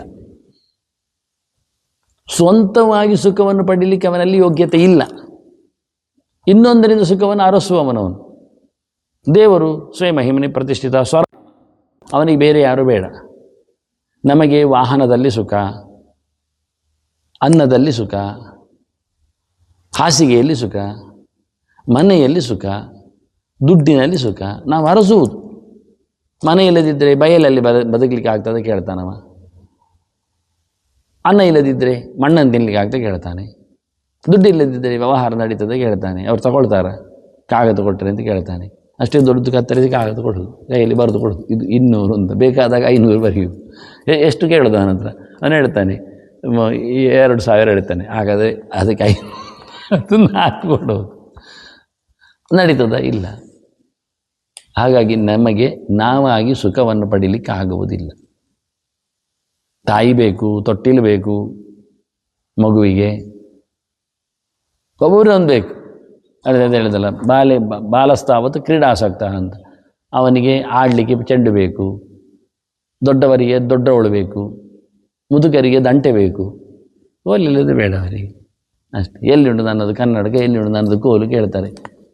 ಒಬ್ಬರು ನಟಿಯನ್ನೊಬ್ಬರು ಎಂತ ಇವ ಯಾರು ಪತ್ರಕರ್ತ ಹೋಗಿ ಕೇಳಿದ್ದಂತೆ, ನಿಮ್ಮ ಚೆಲುವು ಏನು, ಅದರ ಸೌಂದರ್ಯದ ಗುಟ್ಟೇನು ಅಂತ. ಅವಳು ಬನ್ನಿ ಒಳಗೆ ಅಂತ ಹೇಳಿದಂತೆ. ಇವನಿಗೆ ಆಶ್ಚರ್ಯ, ನನ್ನನ್ನು ಒಳಗೆ ಕರೆದು ಇನ್ನೇನು ತೋರಿಸ್ತಾನೆ ಹೇಳಿ ಸೌಂದರ್ಯವನ್ನು ಅಂತ ಹೇಳಿ. ಅವನ ಎದುರು ಕವಾಟ ತೆರೆದಲಂತೆ, ನೋಡಿ ಅಂತ. ನೋಡಿದ್ದಂತೆ ಒಂದು 4-5 ಬಗೆಯ ಹಲ್ಲಿನ ಸೆಟ್ಟುಗಳಂತೆ, ಮತ್ತು ಕೂದಲಿನ ಸೆಟ್ಟುಗಳು, ಅದೆಲ್ಲ ತೋರಿಸಿದಂತೆ ಅವಳು. ಚಪ್ಪಲಿ ಬಗೆಗಳು, ಮತ್ತು ಇದು ಸ್ಕಿನ್ ಕಲರ್ಸ್ಗಳು. ಹೌದು, ಅದೆಲ್ಲ ತೆಗೆದಿಟ್ಟರೆ ನಾನು ಹೀಗಿದ್ದೇನೆ, ಬೆಳ್ಚಪ್ಪನಾಗಿದ್ದೇನೆ ಅಂತ. ಗುಟ್ಟು, ನಮ್ಮ ಸೌಂದರ್ಯದ ಗುಟ್ಟು ಕವಾಟಿನಲ್ಲಿ ಉಂಟು. ಅಲ್ಲ, ಕೂದಲು ನಮ್ಮದು ಸ್ವಂತದ್ದಲ್ಲ, ಹಲ್ಲು ನಮ್ಮದು ಸ್ವಂತದ್ದಲ್ಲ, ಒರಿಜಿನಲ್. ಅಂದರೆ ಅದೇನು ಆಗಿರುತ್ತೆ, ಆಗಿಲ್ಲ, ಎಲ್ಲ ಪ್ಲಾಸ್ಟಿಕ್ ಎಲ್ಲ ಹಾಕಿ ಮಾಡ್ತೇವೆ. ಅಂತೆ ನ ರಮಣಂ, ಮನುಷ್ಯನಿಗೆ ಸ್ವಂತವಾಗಿ ಸುಖವನ್ನು ಅನುಭವಿಸುವ ಪಡೆಯುವ ಸಾಮರ್ಥ್ಯ ಇಲ್ಲ. ಡಿಪೆಂಡೆಂಟ್ ರಿಯಾಲಿಟಿ ಅದಕ್ಕೆ ಹೇಳೋದು ಮನುಷ್ಯನನ್ನು. ಇಂಗ್ಲೀಷ್ ಹೇಳಿದ ಅಸ್ವತಂತ್ರ ಅಂತ. ಇನ್ನೊಂದರಿಂದಾಗಿ ಸುಖವನ್ನು ನಡೆಸುವ ಪಡೆಯುವ.